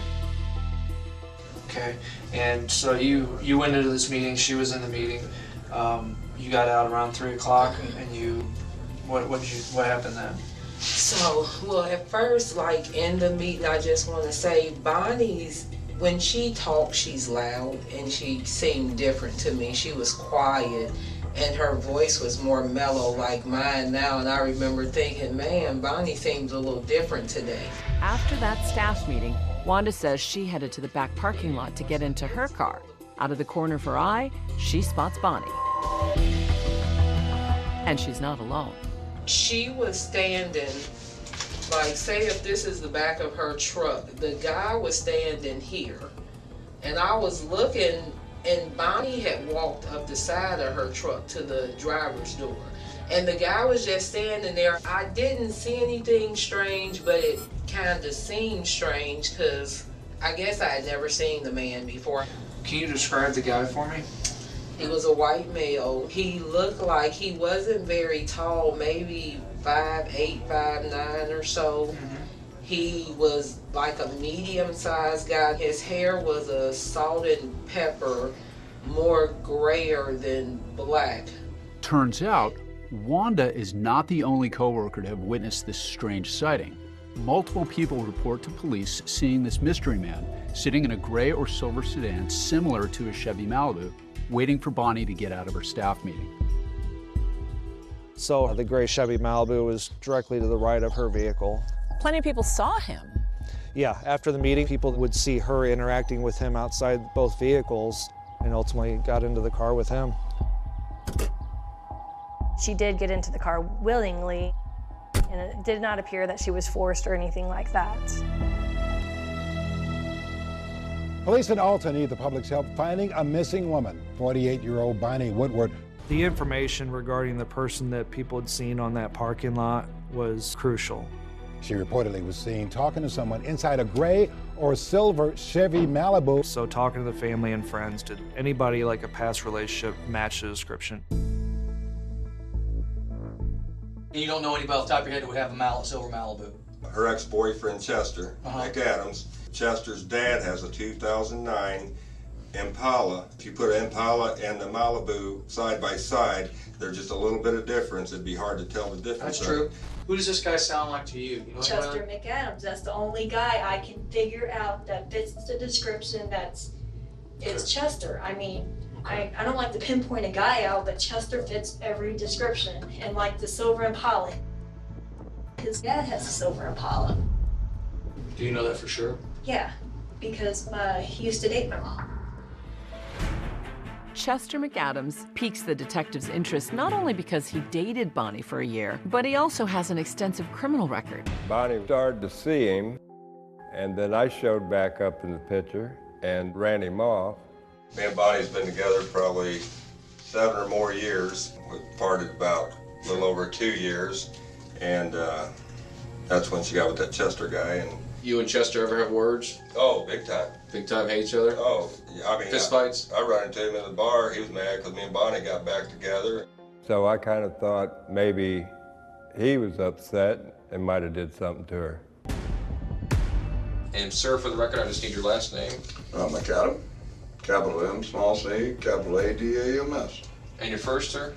Chester. With Chester, it was a very rocky relationship that Bonnie had with him. We'd break up, she'd kick me out, and I'd be gone for a week or so, and then I'd be moved back in. I've been down that road. Okay, so then, then it would be 2 or 3 months, and then I'd be kicked out again, and then back and forth. And then about 2 months before Gary got out, she kicked me out, and then next thing I know, Gary's living there. The family largely was saying, hey, you guys need to look at Chester McAdams. When we found Chester McAdams, he's got a beard, he's got a ponytail. Chester clearly doesn't match the description of the man co-workers saw days earlier in the parking lot with Bonnie. But what about that tip from Bonnie's daughter, Jennifer, who said Chester's father drives a silver Chevy Impala? Detectives want to talk it over with father and son. Do you ever drive his truck or Impala, anything like that? Do you ever allow him to borrow it for any reason? No. I would never ask my dad to borrow his vehicle. He'd say no. Well, I know I'd say no right off the bat. So, right. You know. Don't even bother asking. Don't even bother asking. Well, I mean, we're investigating this missing person. It could be more than missing. I mean, we could have a big problem. Yes. And it could be nothing. Right. It could be nothing. Right. I mean, I hope it's nothing. Chester McAdams was willing and cooperative with us, ultimately did not have direct access to a vehicle that was like that, and also we checked in with his employer and they confirmed that he was at work, so that was a dead end for us. The family of a missing Alton woman is now offering a $5,000 reward to anyone who can find her. You have crime in this area, but you don't have missing adults too often. We have people that run away, but they're always found. But this one, she just fell off the face of the earth. We need to find my sister. We're running out of time. Everybody knows the first 3 days is critical. With both Gary and Bonnie's ex cleared, detectives are hitting walls left and right. But they're about to be floored by some information that reveals a disturbing coincidence in the Woodward family. Turns out Bonnie wasn't the only missing person in that household. Correct. I need my daddy.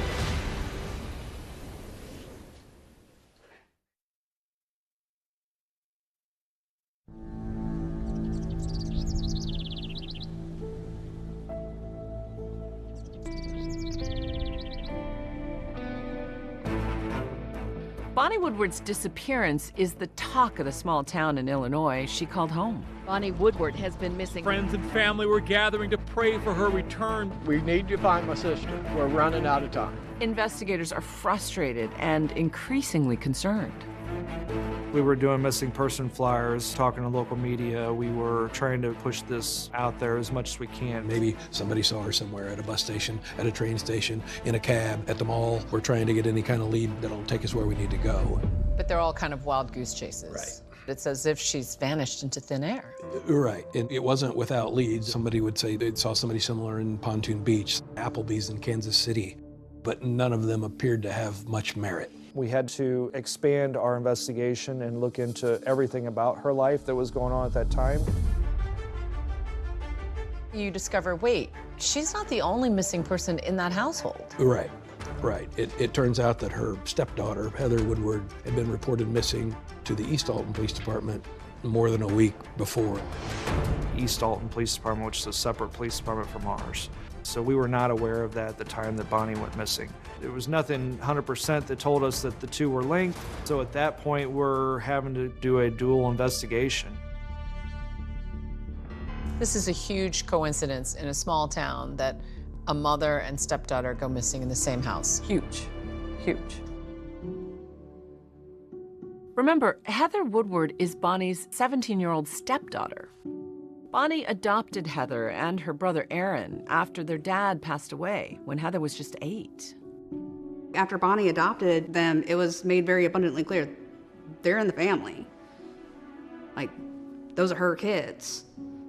The house is a busy one, with Bonnie's adult daughter Jennifer and her 2 little girls. plus Heather, Aaron, and boyfriend Gary, all living under one roof.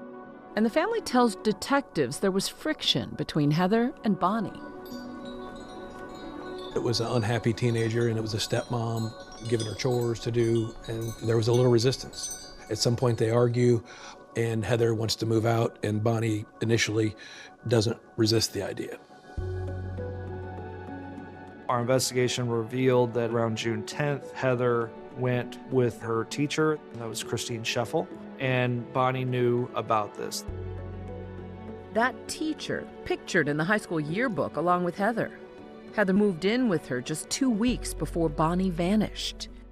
And now that both Bonnie and Heather are missing, investigators have lots of questions. I'm here with the Christine Scheffel. I wanted to get the history of how she became engaged with Heather's life. And then the number one question is, where is she now? She was last with you, where is she at? I had Heather now for one class as a freshman. For the entire year, she has been very vocal to myself and all the other teachers of the abuse that goes on at home. Things like being slapped or thrown against a wall or woke up at 3 in the morning to wash every dish in the house. Just plain crazy stuff. And who's the one she's alleging that does all this? Bonnie. We knew that East Alton Police Department was aware of these reports, and we could not get anything to substantiate these reports. Heather painted a picture of your aunt as being abusive. What do you make of those allegations of abuse? I can't see it. I can see her being loud with anybody, child or not, and like just being vocal, but not abusive. Like there was no way. Heather has been telling everyone for over a year that when she turns 18, she will be kicked out. She called and said that I'm getting kicked out and I need you to come get me. The teacher is, I believe her heart was in the right place as she's trying to help this 17-year-old child. Bonnie called us and wanted Heather back. And I did tell her she had to go back home. So she cried most of the night. And then whenever you came back on the 17th, she was gone. Right. So now, according to this teacher, Heather leaves her home on the 17th. That same day, Bonnie reports Heather as a runaway. Bonnie went knocking on doors. It was driving Bonnie nuts because she couldn't find her. In obtaining the reports, it was clear that Bonnie wanted to find her stepdaughter, and she was not getting the information she wanted from the teacher, and she was adamant that no matter what, she was going to find her. And now, detectives aren't making much headway in finding Heather either. The teacher who Heather had been living with says she has no idea where Heather might have gone. There was nothing that we could really prove that she knew where Heather was, but clearly I'm still skeptical. Are they telling the whole truth? She never called you back once to say, hey, I'm okay, or don't worry about me, or anything like that? No. With her lack of intent on trying to find Heather, and if she was that much of a mentor to her, why wasn't she more concerned about Heather's whereabouts if she didn't know? To us, it seems odd. Are you concerned about her welfare? It's odd that she hasn't called you, is what I'm a little concerned with. I believe that she's with somebody. I mean, I don't think that she's off by herself. But I think she just doesn't want to make sure I don't get in trouble or, I mean, she's a smart kid. Heather's teacher's interview only raises more questions for investigators. Are these disappearances linked? And if so, how? As investigators, you're fairly convinced that she might have had something to do with the disappearance, or at the very least, know something. We think the two events have to be linked some way. Two missing persons from the same house, one a juvenile and one adult, like you almost have to believe they're related. Like it's really naive to think they're not. After almost a week and no sign of Bonnie, her family's anguish turns pointed, lashing out at that mystery man from the parking lot. You let my sister go, and I'll come and get her. I want my sister. I felt like Heather had the answers that we needed. We believe she was the key to finding Bonnie. And that's when police get a game-changing phone call from a nearby library. I had heard it over the police scanners. It was very strange. It seems someone showed up there with a teddy bear and a story to tell. Pee, Mr. Bear.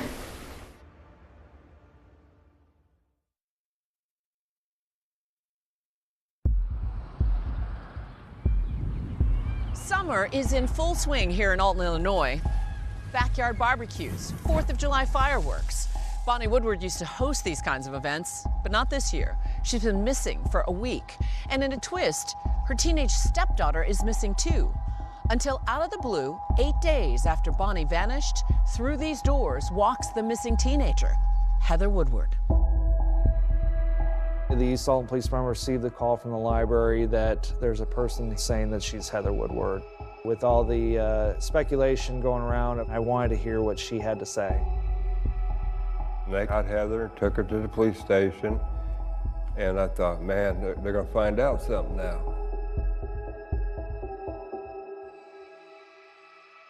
And would you state your name, please? Heather Woodward. And your birthday, Heather? Today. Physical condition for Heather was not of anything that was of a concern. There was no injury to her. Clearly, she had been being taken care of. Okay. What do you know about the whole situation with Bonnie and everything? What I read in the paper. Okay. That's it. And I guess you read in the paper that you were also listed as a runaway also? And I was planning on coming home on my birthday. That was the plan, so I didn't have to go back to Bonnie's house. I was taken back that how can she be actually 18 years of age? Like these stupid, small, claustrophobic rooms. I need my daddy.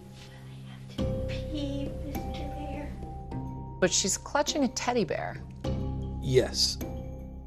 July 3rd is her 18th birthday, so she's a bona fide adult in the state of Illinois, but she talks more like a, well, I don't want to be insulting, but like a grade school student or a junior high student. I'm tired. I'm ready for my nap. I need my books. I need my books. I need my books. She showed up at a library. What did you think? That it was absolute.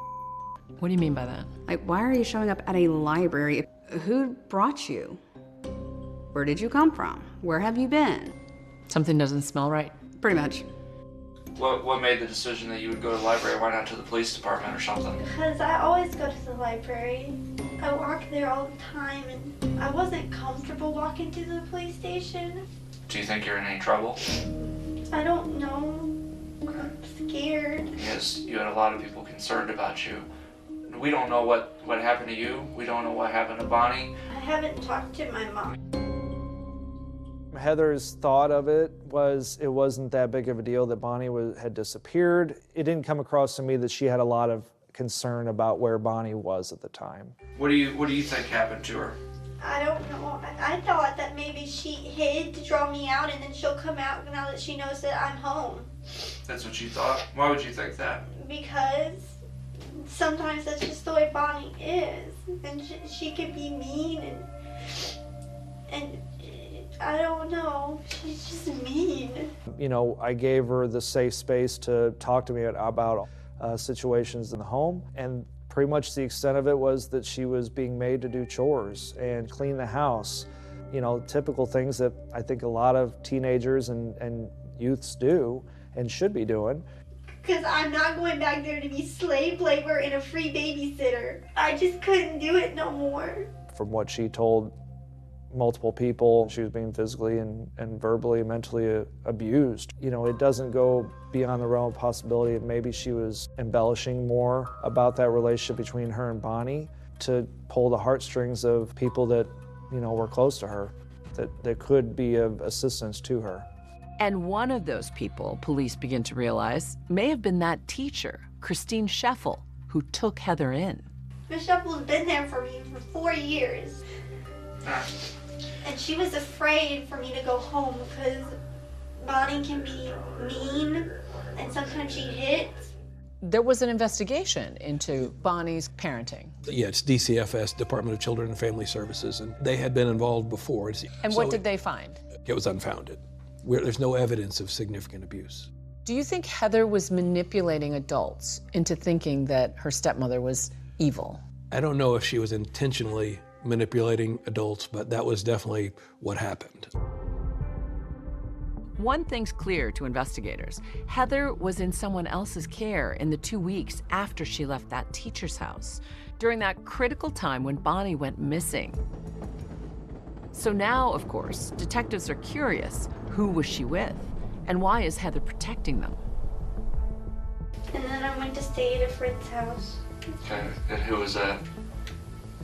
Just a friend. I don't want to get him in trouble. So, just a friend. They helped me. And they knew the situation, so. Well, you know I have to ask who it is. She was very resistant to talk at all about where she had been or what she's been doing and who with. They're not gonna get in trouble, are they? Well, I don't know about that. They don't know nothing. They don't like Bonnie. I don't want to know where Bonnie's at. And as seasoned investigators, you thought she's hiding something? Yes, and we had to push hard enough to get that information. They told me they didn't know Bonnie was missing, and I don't want to get them in trouble. And then it'll be all my fault. I didn't mean to cause no trouble, and I didn't know Bonnie was gonna go missing. So now, another layer to this mystery. She was painting a pretty ugly picture of her stepmother. And might that have motivated somebody to try to protect her? Sure. Are they just good Samaritans or something else? There's maybe more to this than just taking care of Heather. The trail will lead detectives down these winding roads into truly uncharted territory. We didn't see that coming from a mile away.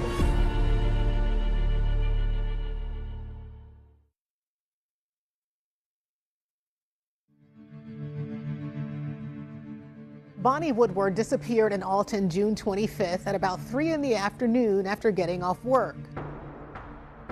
Her family members haven't seen or heard from her since that day. Bonnie Woodward has been missing for over a week. Her boyfriend of 7 years, Gary Wilmerth, says he catches glimpses of her in every passing stranger. There was times I could be at a store, pass somebody on the street, could be the color of their hair. I remember talking to her grandbabies. They said, "Are you gonna bring Grandma back? You got a picture of these little bitty girls looking at me. Where's Grandma?" I just thought in my heart she was gonna come back. And I wasn't taking no for an answer. She was coming back. And investigators say they aren't taking no for an answer either. Bonnie's now 18-year-old stepdaughter, Heather Woodward, who also strangely went missing a week before Bonnie, has now suddenly reappeared. Okay, Heather, we just need to ask you a few things here. After hours of questioning from detectives, Heather seems finally ready to reveal the identity of the people she says helped her run away. They're not gonna get in trouble, are they? I don't know about that, but I want to at least know where you been. I want to make sure that you were safe. I stayed with some people from the church. Do they have any kids your age? Nathan. He's my best friend. Okay. So is Nathan Carroll's family? Okay. The police department had learned that she had been at the Carroll house. Heather had told Roger Carroll and Monica Carroll that she had run away from home because Bonnie was mean to her, and that she had gone to the Carroll house to hide from Bonnie until she turned 18. Both Monica and Roger were in the medical field, and their son Nathan was a typical 16-year-old high school student. There was no criminal history on record for them, no police involvement, no arrests or anything like that. The Carrolls go to the same church in Wood River, so the Carrolls get to know Heather, I think, on church-related activities. And one of those church activities they went to, a graduation party for Heather and other seniors, just 2 weeks before Bonnie went missing. We obviously had to explore the avenue of, are they involved with Bonnie? I think the police were like, well, they had, Heather at the house, then what else do they know? We went to their listed address in the Jersey County area. They're living in among 60 acres of property. It's just a lot of wooded, open land. What jumps out at you about Roger Carroll? He's in his 40s with the brownish gray hair, 5'10"-ish. His primary car is a silver 2005 Chevrolet Malibu, which is the suspect vehicle description. We tow the vehicle to our police department and ultimately process this vehicle for any evidence related to our case. This investigation is now shifting into high gear. Monica and Roger Carroll come in for questioning. You are Roger William Carroll, Jr. I don't want to answer any more questions until we speak with our attorney. Okay. You decided to invoke your right to counsel, correct? Yes. Heather Woodward, Bonnie's stepdaughter, is also called in again the very same day and pressed for more information about the day Bonnie went missing. What do you know about Bonnie leaving and what happened whenever she left or was? The read in the paper, I mean, I know that she got in a car with some guy and they drove off, that's all I know. Did they talk about the car? Yeah, it was a silver and gray car, Malibu. That's it, that's all I know. Does that I know. sound like any car that you're familiar with? No. Besides Roger's car. Okay. But Roger wouldn't hurt a fly. Investigators then confront Heather with a new piece of information. They found out that she and the Carrolls were together at a lake house in the days just before Bonnie went missing. They went down to Monica's parents in Goreville, Illinois, on a small trip, just the four of them. And detectives grow even more suspicious when Heather shares that Roger and his son Nathan returned home by themselves on the same day Bonnie disappeared. Roger and Nathan came home on Friday. We came home on Saturday, me and Monica. Why did they leave on Friday? Monica told me that he just wanted to get home, and he made Nathan go with him. He brought Nathan with him, got up and left at 7 o'clock in the morning on June 25th, Friday morning, the day Bonnie disappeared. Now, the question I have here is the guy that meets with Bonnie up at the nursing home, he's in a gray Malibu, silver gray Malibu. How do I know that Roger's not the one that met with Bonnie up there that Friday? I don't know. Roger... Bonnie's never met Roger, so I don't know why she'd get in the car with him. What if he told her, hey, I know where Heather is. Why don't you come with me and you pick her up? I don't... Do you think Bonnie would have gotten in the car with him then? No, she doesn't care about me. So you have a lot of circumstantial evidence, but nothing that cracks the case open. It is all circumstantial. There wasn't enough to link Roger Carroll or Monica Carroll to Bonnie's disappearance. However, both of them at that time were charged with harboring a runaway. Both Roger and Monica plead not guilty to this charge, but this turns out to be a helpful tool for investigators. In getting those charges, we can also get fingerprints, we can get photographs. And then you put Roger in a lineup. We did. We used this mugshot primarily with the employees at Unismith. And that did not come up with a match. It did not. That resulted in no positive IDs. The family members must be chomping at the bit at this point. They are, but sometimes the cases move when they want to move.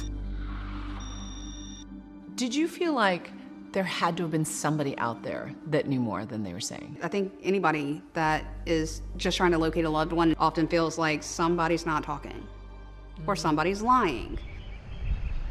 Summer winds to a close without Bonnie Woodward and without answers, until news of a body found on the banks of the Mississippi River here in Alton, Illinois, leaves her loved ones holding their breath. Every time a body comes up, we call. 51 days exactly. She's been gone, and we have not one solid answer. That body, it turns out, is not Bonnie Woodward. But a break in the case is coming. The lab results from Bonnie's abandoned truck are back, and the results are stunning. The crime lab comes back with a very significant hit.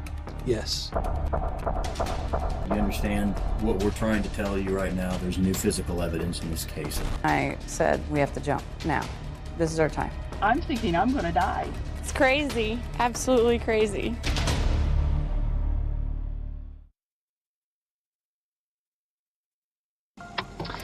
Okay, we are recording. I said, stop it, just stop doing this. Let me go, just let me go. I'll do anything you want me to do, just let me go. Tonight, a third woman in danger who broke the bizarre mystery. Bonnie Woodward disappeared in Alton of a June missing 25th. mother. I didn't mean to cause no trouble, and I didn't know Bonnie was gonna go missing. Who's been hiding daughter Heather? And could Bonnie have ended up in the same place? Family members must be chomping at the bit at this point. It was a needle in a haystack. We had 60 acres of property. We didn't know where to look, what to look for. Nathan, you've agreed to walk us through a few areas that are of interest in our investigation. We got a hit on the prints. And on a scale of 1 to 10 of your suspicion level, where did it go? Yeah, it spiked. Any idea what they were? Little pieces of white things, but I don't know exactly what it was. The family's falling apart, and we have to jump now.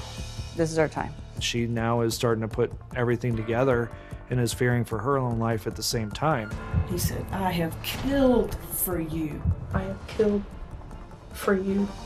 That sounds like bingo.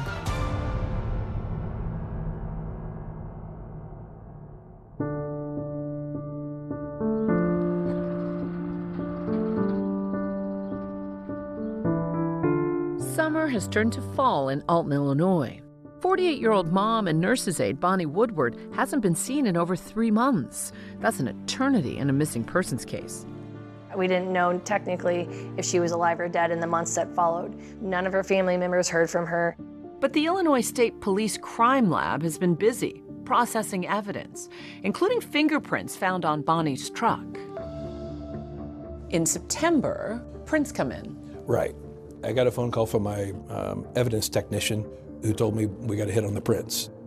It's Roger Carroll's. So Roger Carroll's fingerprints are on this driver's door. And on a scale of 1 to 10 of your suspicion level, where did it go? Yeah, it spiked. Roger Carroll is brought in again for questioning, while police, now with probable cause, conduct a massive search at the Carroll sprawling rural residence. It was a needle in a haystack. We had 60 acres of property. We didn't know where to look, what to look for. Neighbors are stunned by the police operation. It's crazy, absolutely crazy. Couldn't believe it, the amount of police that were coming by. And we had more than 60 police officers. Multiple agencies. We had a lot of people. We had cadaver dogs. And an airborne search. And an airborne search, yes. Oh, there was probably close to 30 firearms at this residence. Multiple crates of ammunition were also seen. Oh, I thought they was going to find a body or something. The cadaver dogs did alert on certain areas of the property, but subsequent digs of those areas revealed no results. Meanwhile, this time in the police interrogation room for a second interview, Roger is more chatty. My mom, she's like, oh my God, did you do this? I'm like, Mom, no, I didn't do it. Roger tells investigators that he invited Bonnie's daughter Heather to stay with him and his family, only after becoming concerned about her account of a troubled home life. So then Heather calls you guys? Yes. I could hear her crying. She was just frantic, you know. Right. Oh my God. Bonnie called and said that she's going to come get me tomorrow, that I have to pack my stuff up, and you know, I don't know what I'm going to do. And right. So she kind of played on your soft hearts and said, can I come stay there? Well, she never said, can I come stay? Just to be honest about it, I'm the one who said, hey, you know, this is a bunch of crap. Why don't we just go, you know, she can stay with us. Okay, okay. I'm the one that said that. As far as Bonnie, you've never had a conversation with that woman, and you've never been face to face with that woman. You know where she lives, but you've never, other than you've driven by there, like 2 times, right? Yes, that's correct. And you've never been in her vehicle, right? And you've never had occasion to handle her vehicle or touch her vehicle. That's correct. But there's one little detail investigators have been deliberately coy about when talking to Roger Carroll. So finally I was, at the end of the interview, I was like, how do we explain it that your fingerprints are all over her driver's door? He stumbled just a bit and says, Then I've been trained. I mean, no, there's no way that my fingerprints are on that car door or my DNA is on that car door. There just is no way. He's asking, like, my prints aren't on that door. I'm like, yeah, well, yes, they are. I don't see, there's no way my fingerprints are all over the door of that car. They are. So he denied it still, and the interview terminated pretty quick after that. Not only were his fingerprints found on her car, but he denied ever having met her or ever been there and ever been in that parking lot. So what do you make of that? What? That he's lying? There's a third interview with Heather. Heather stays firm during this interview that she didn't have anything to do with it.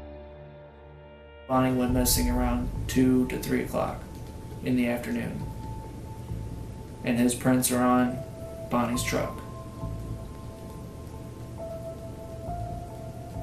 What do you think? I don't know. Because I would never want nothing to happen to Bonnie. I mean, sometimes she's mean, but I wouldn't do that to her. I didn't tell him to touch Bonnie. She was the only thing I knew. I wouldn't hurt her. The police process Roger's gray sedan, but here's the thing. They don't find any fibers or DNA belonging to Bonnie or even her fingerprints. And they don't come up with much of the Carroll house either. After the search in September, there was really no evidence found at the residence that 100% put Bonnie there at the Carroll property. When you take somebody to trial for first-degree murder, you better be right and you better be ready because you only get one shot. We still didn't have Bonnie's remains. We didn't know if Bonnie was alive or dead at that time. And what we did know is that Roger Carroll was lying. Roger Carroll, based on the lies that he told, was charged with the offense of obstruction. Family members and friends felt that he needed to be charged with murder, but based on it only being a circumstantial case at this point, that would have been quite a stretch for us. So the case goes cold. Your aunt is still missing. What was that like for your family? I know that it was very hard emotionally for many family members. It would take 8 years and one newly installed prosecutor combing through a pile of Madison County cold cases. And the first one you stumbled on was Bonnie Woodward. First one, Bonnie Woodward. To breathe life back into Bonnie Woodward's investigation. Jennifer Mudge decides to try to open a cold case, but even before you could relaunch anything, you get a startling phone call. I got a call from Roger Carroll's neighbor, and he's asking me, he's like, do you know what's going on at the Carroll's house? I said, God, Roger, stop it. Just stop doing this. Let me go. Just let me go. I'll do anything you want me to do. Just let me go.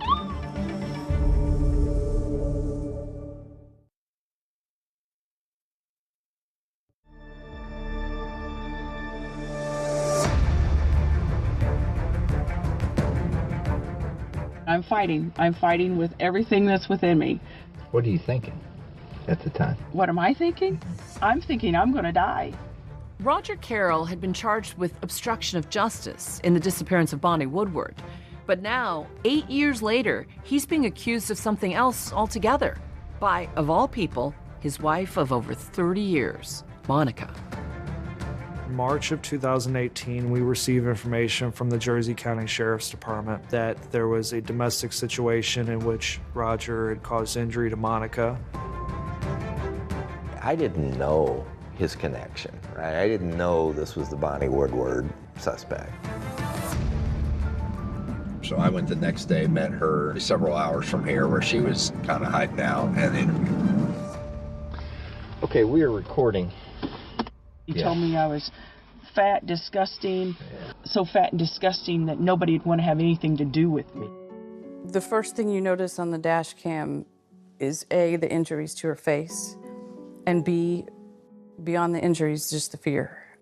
She said for the most part it was a good marriage until there was some infidelity like a few years prior, and she had recently figured out more infidelity and then had filed for divorce. He was really withdrawn after served him with the divorce papers.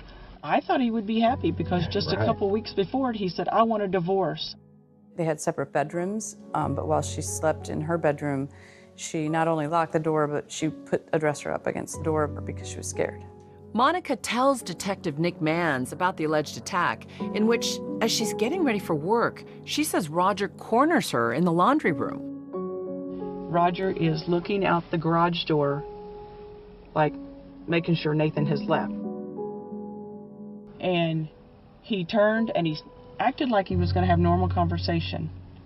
And he reached over to the back of my head, grabbed my hair, and jerked me, and then dragging me around by my hair with his right hand, he was hitting me in the head with the taser gun. And how do you know it was a taser gun? What was it doing? Because it shocked me. So he drags it up your neck? He drags it up my neck. He looked shocked. And I was screaming, Roger, don't do this. Roger, don't do this. I started screaming, Nathan, Nathan, screaming for Nathan as hard as I could, screaming for help. Nathan, unfortunately, had I had blood smear. All these red marks are from your fight with him. These are from him. During this time, Monica does what so many victims unfortunately have to do, but it's a survival thing, is how am I going to get out of the situation? And she starts to de-escalate it slowly, verbally de-escalate the situation. I was just thinking, don't get him agitated, talk him down. And I said, Roger, you've been a good dad. You were a good husband, but you're not the man that I married 30 years ago. And he'd said it before. He said, I know, I'm not that same person. He said, I am a monster. He said, I have so much anger and hate in me, and I can't control it no more. He said, at times I feel like I have the devil living inside me. Eventually that got to the point where he allowed her to get up and get ready for work and go. As soon as I got in my car, I hit the lock button, put it in reverse, and took out. Then she provided us information that she knew him to possess firearms, and she believed him to be suicidal at the time. He says, I've been thinking about just going out into the woods and never coming back. Detective Mann says he went to search for Roger the morning of the alleged attack. We believe he's a danger, obviously, to her and to our community, but also to himself. So I'm driving down this road, which is Creek Road, which is where he lives. And this is actually, that would be his house at the time. He and Monica lived there. That was their home. I keep going up this hill. You can see it's pretty rugged terrain. I don't even realize at that time that this is his property. So I go up here and I go left and I drive across this field, and I get out of my car. And when I get up along this trail, I see something down there, and I keep moving closer, and it's him. Roger was lethargic. I felt in his jacket pocket, which turned out to be a bag of needles, of syringes. Then I found a vial of what I knew to be insulin. I asked him if he was diabetic, and he said no, that he had hurt his wife and that he was trying to kill himself. But I called my dispatch and said, send an ambulance this way. What's the ambulance? No, this guy's not diabetic. He took insulin. Attention, Brighton Rescue, Creek Road, for 52-year-old male. Took an overdose of insulin and suicide attempt. But what Detective Mann soon learns is that his fellow investigator, Scott Golicky, has been looking at Roger Carroll as Bonnie Woodward's possible killer. Immediately, Scott and I said, the family's falling apart, and we have to jump now. This is our time. Because at that point, you double down on every member of the Carroll family. Right. We need a talker. They need a talker, and they're about to get one. And investigators get a story they had not prepared for.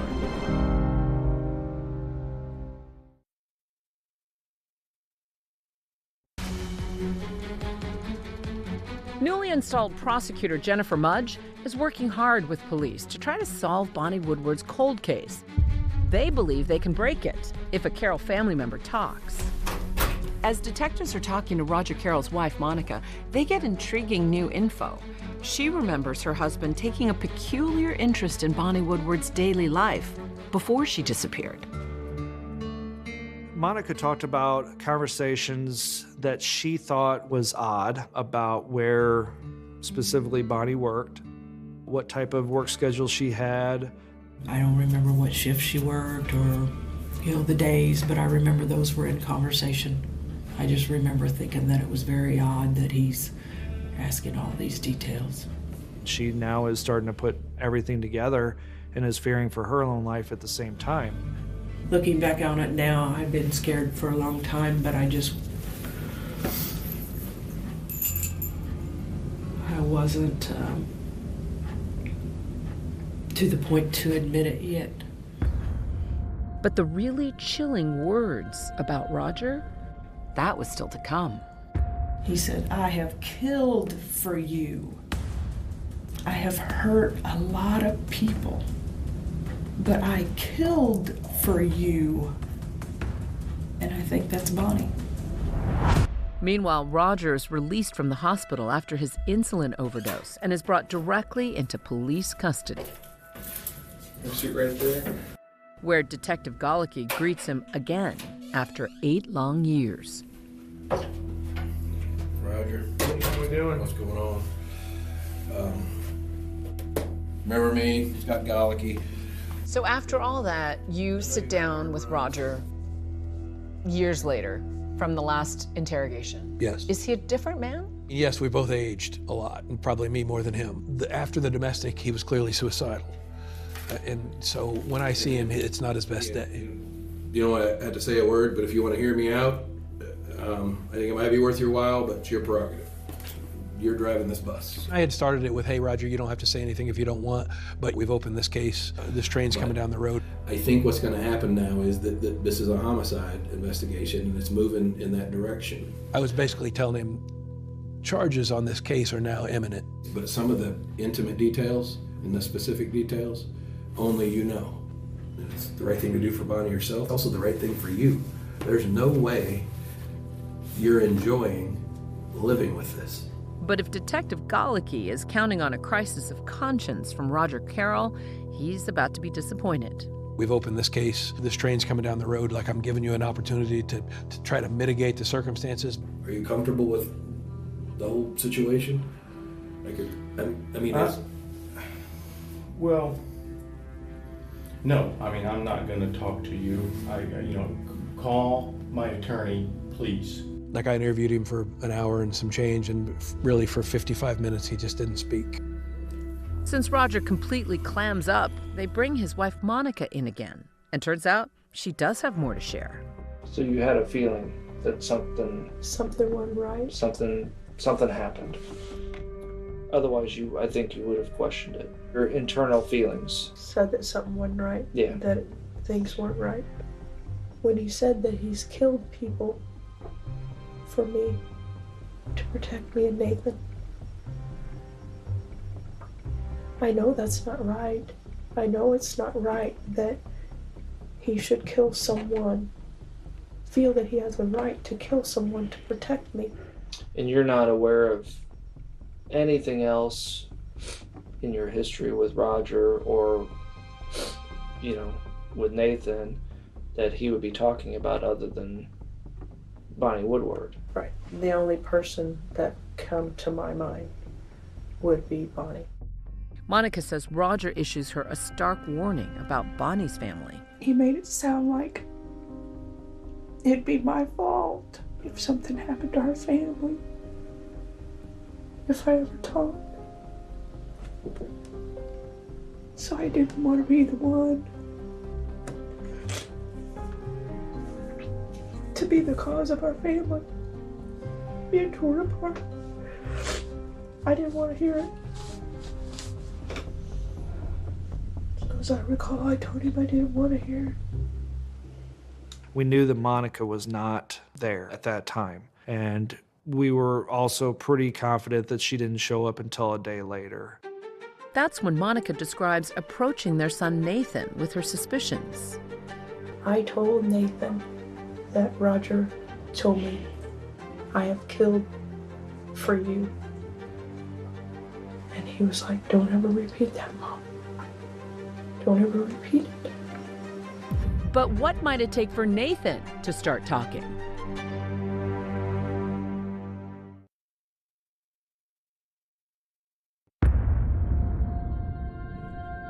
Investigators are drilling down on the Carroll family, and the story of what they think might have happened to Bonnie Woodward is beginning to take shape. Monica, she's not present. She's not a co-defendant on the incident. I honestly do believe that he did away with Bonnie Woodward. I don't know how. I don't know how. We doubled down on the theory that Nathan was likely with Roger at the time that Bonnie disappeared. Nathan was 16 years old at the time that this crime was committed. Nathan is now 24. You're talking about a kid versus an adult. So I think maybe you focus on him.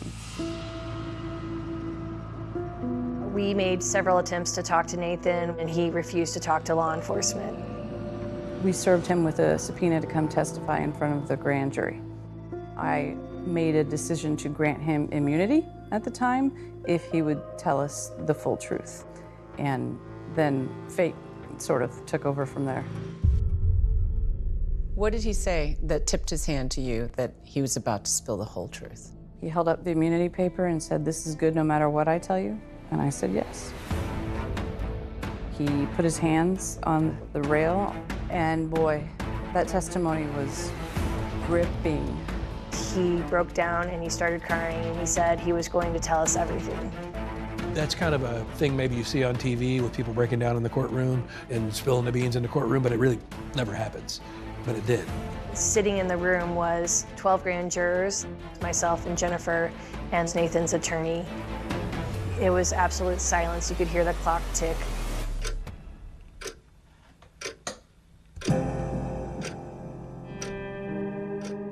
It's like watching the weight of the world being lifted off this young man's shoulders. He told the entire story about what happened that day. He says that he's on vacation with his whole family. They have Heather there. And his dad said to him the night before, "You and I are leaving early tomorrow." And they drove to Eunice Smith Nursing Home, and his dad said, "Good, she's at work." Then after they get home, Roger changed clothes, clipped his fingernails, he shaved, and retrieved his Stoger 9mm from the house and left Nathan there by himself. He told Nathan he was going to get Bonnie.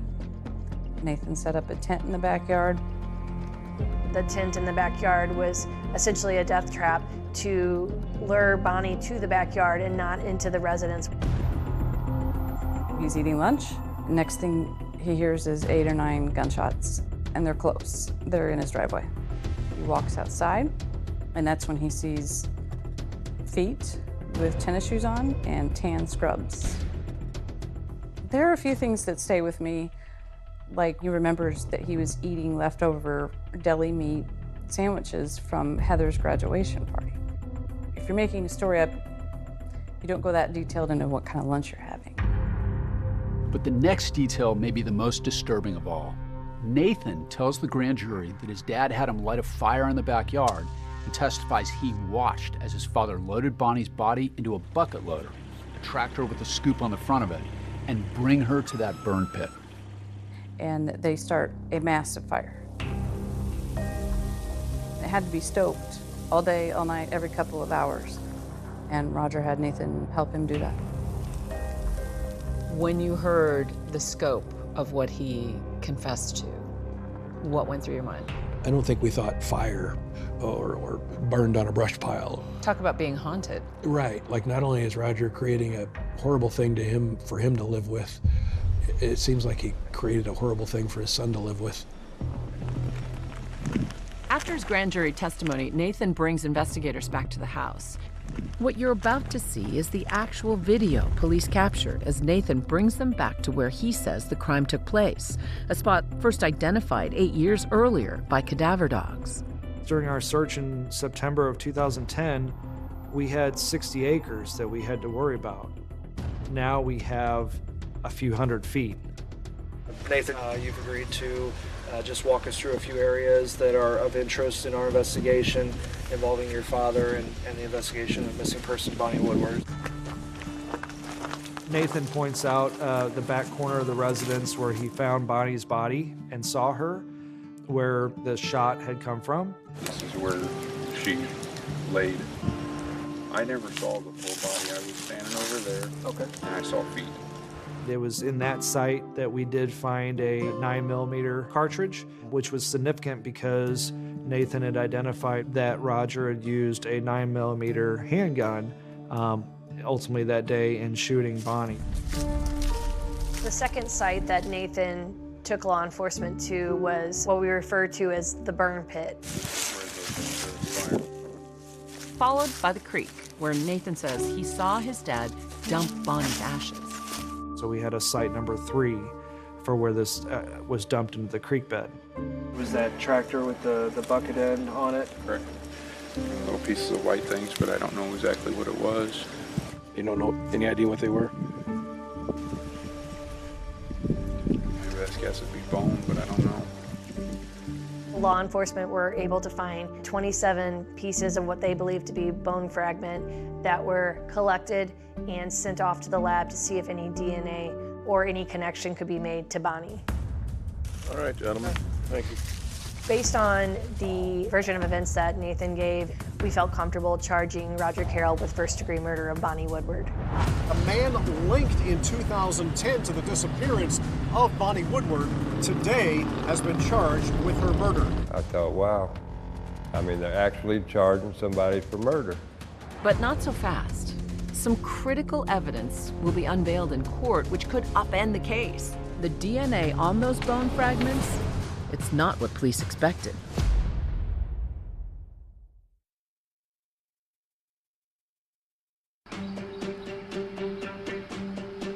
Roger Carroll pleads not guilty to the murder of Bonnie Woodward, but he's facing some tall odds.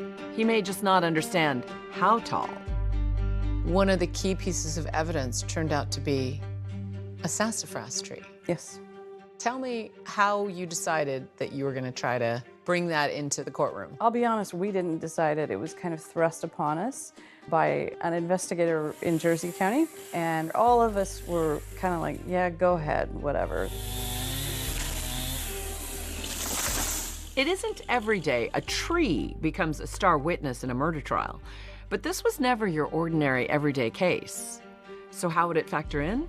Well, that and over 100 other key pieces of evidence are finally being presented in court, nearly a decade after Bonnie Woodward went missing. I thought everybody'd give up. I mean, I didn't know what else to do, and him being charged with Bonnie's murder gave me life again. And I thought, let's do it. The why question is very difficult in this case because there's not a clear-cut motive. Given what you were up against, the fact that you didn't have a body, you didn't really have a motive, you didn't have a weapon, how confident were you that you could get a guilty verdict?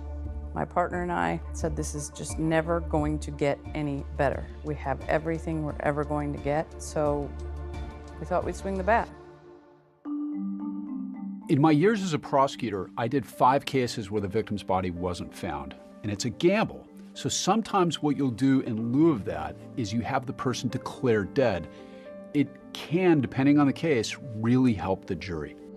We took note that now it had been 8 years that Bonnie had not been seen. So one of the first steps we had to take was to have Bonnie officially declared deceased. And we're able to obtain a death certificate based on the circumstantial evidence that she had not been seen. My name is Jennifer Schock, and I was juror number 2. What had you heard about the case? I hadn't. I truly came in there not knowing anything prior. And when you realized how big a case you were deliberating on, what was your reaction? A little nervous to have that much pressure put on me to basically decide somebody's future. In opening statements, the prosecution detailed what they say happened during Bonnie's kidnapping, including the fact that Roger Carroll's fingerprints were found on her car. They also brought in Roger Carroll's suicide attempt. The jury must decide if Roger is guilty of first-degree murder. The earlier charges against him and Monica for harboring a runaway, Heather, would be dismissed. The defense opened up by vowing to poke holes in the state's case, particularly taking aim at the son, Nathan Carroll, telling the jury his story changed only after being granted immunity, or what they called a golden ticket. Nathan was on the stand for a good 2 to 3 hours, maybe more. I mean, just like in the grand jury, you could hear a pin drop in that courtroom while he's testifying. Because family secrets are spilling out in this courtroom. Yeah, I mean, he's telling a cold, hard, disgusting story that clearly there was no doubt that was truthful. Nathan testifies that he heard gunshots and told the jury in gruesome detail how he helped his father burn Bonnie's body. I think Nathan realized his dad tried to kill his mom. And that's just crossing a line. If you think about Nathan, he is a child. And he's being controlled by dad, and he witnesses something horrific. The son, Nathan, testifies. And I'm told that it was a very stirring, powerful testimony. What do you remember of it? I remember that after Nathan testified, it was completely silent. It was just a silence through the whole entire courtroom afterwards. Nathan's testimony doesn't really make sense. Nathan keeps saying he's reluctant, he did it anyway. Why would Nathan help his father do it? What's in it for him? It's a big mystery. Nathan can be hard to read. He was ashamed. He knew what he had done was wrong. He knew what his father had done was wrong, and he knew that helping clean up was wrong. He was very remorseful. A lot of the trial was built around corroborating what he was telling us was the truth. We didn't want the jury to just have to take Nathan's word for it. We wanted to show that it fit and matched all the forensic evidence in this case.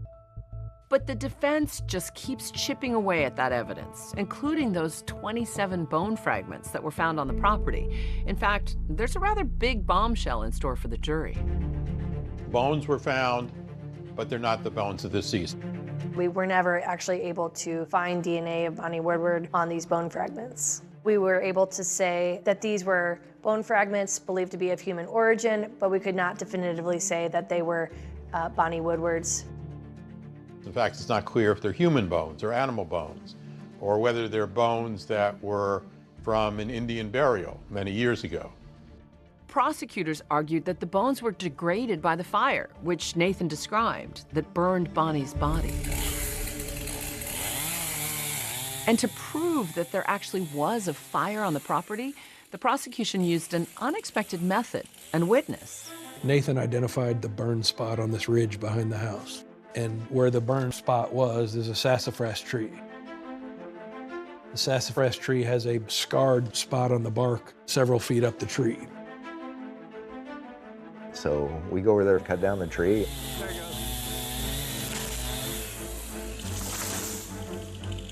We cut slices out of the tree. We sent them off to a botanist. He examined the tree, its age, its growth rings, and said that tree was damaged in the early growing season of 2010, spring or summer. That tree damage, according to the testimony of a botanist from the University of Wisconsin, was reminiscent of a fire and appears to have happened at the same time Nathan claimed Bonnie's body had been burned. As a prosecutor, why is that critical? That fire, others have testified, had to be quite large to burn a body like that, down to the fragments that we found. There's a question, was there actually evidence of a fire? Or is it a fire around the time of 2010? Or is it not a fire? That's questionable. Heather Woodward, Bonnie's stepdaughter, takes the stand and tells jurors that she told Roger about Bonnie's whereabouts and her work schedule. How did Heather do on the stand? What was her testimony like? It was pretty short, and I think the way that Heather was in the police interviews is the way she was on the stand. Because I never want nothing to happen to Bonnie. I mean, sometimes, she's mean, but I wouldn't do that to her. Her testimony, it pretty much tracked with that, but it was clear to those involved that she had not participated in her mother's death. What made her cry on the stand, do you remember? Every time she cried, it was because she said, I never wanted this to happen to Bonnie. I never meant for this to happen to Bonnie. Bonnie's boyfriend, Gary, took to the stand too and told the jury about what was lost when Bonnie's life was cut short. He wouldn't look back at me for nothing. I kept looking across where he was, and he wouldn't look at me, so I started talking to the jury to my right, and I said he took away a good woman, mother. I let him know what kind of person Bonnie was. I have an old supervisor, before I started my very first no body case, which I'll never forget, he said, always remember, the jury can see the soul of your victim reflected in the eyes of those who love them. When it was their turn, the defense team laid out a case that pointed the finger at Nathan as Bonnie's killer and argued that without him and the so-called golden ticket, the state's case was just circumstantial. Nathan didn't have a choice. If Nathan didn't help his father dispose of this crime, Nathan's a dead man. And let's not forget, he was a barely 16-year-old boy. Roger did not testify at trial. It's his choice whether or not to testify, and he decided not to. He was advised not to testify. Many attorneys advise their clients not to testify because, for one thing, they think it will shift the burden. They think the jury is going to look at whether they believe the defendant, and suddenly the defendant has to prove his innocence, which he normally doesn't have to do. After 5 days, the case is now in the hands of the jury. It was back and forth all the way. Those moments are always very tense. We would get close, and then somebody would say something else, and then it would throw everything off. What was the hang-up then?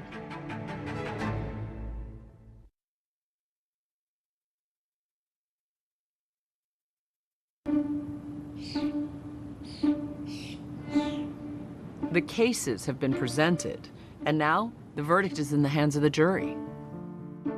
It was back and forth all the way, truly, till the end. We were back and forth. And we thought we would get close, and then somebody would say something else, and then it would throw everything off. What was the hang-up then? We all agreed that he definitely had a hand in this. The hang-up was basically, did he do it, or was he covering for someone else that did it? When you finally reached a decision, what was the feeling in the room? Relief. We truly did our due diligence on deliberating correctly. We were notified that the jury had a verdict, so we all went back to the courtroom, and those moments are always very tense.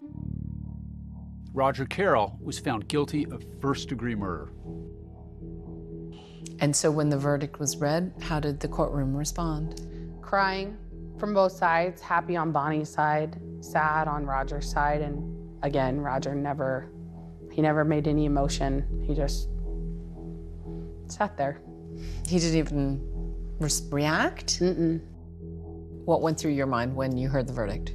Bonnie, that finally she could be at rest.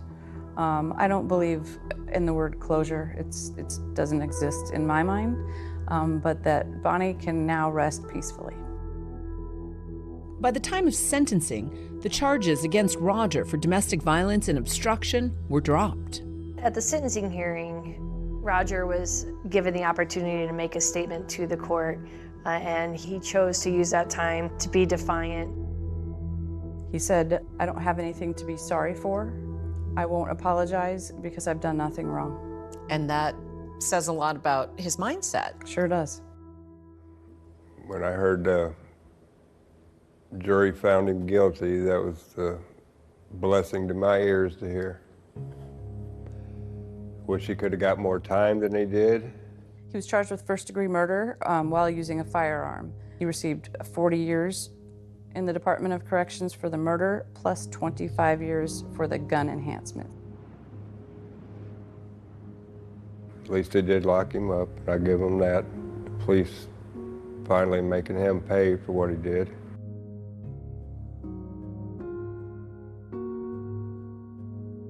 Roger Carroll robbed her kids, her grandkids, friends, family.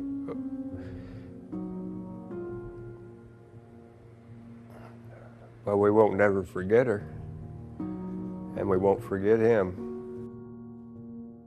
People describe her as somebody who had a really loving heart. I know, she definitely did. Like, even, especially with family, like, didn't matter what you did. She would figure out a way to just make it better. You really loved her. Oh, yeah. Like, she was great. Sometimes I'll look up at the sky and tell her I don't know if I'll be there, but I hope someday I will and see you again.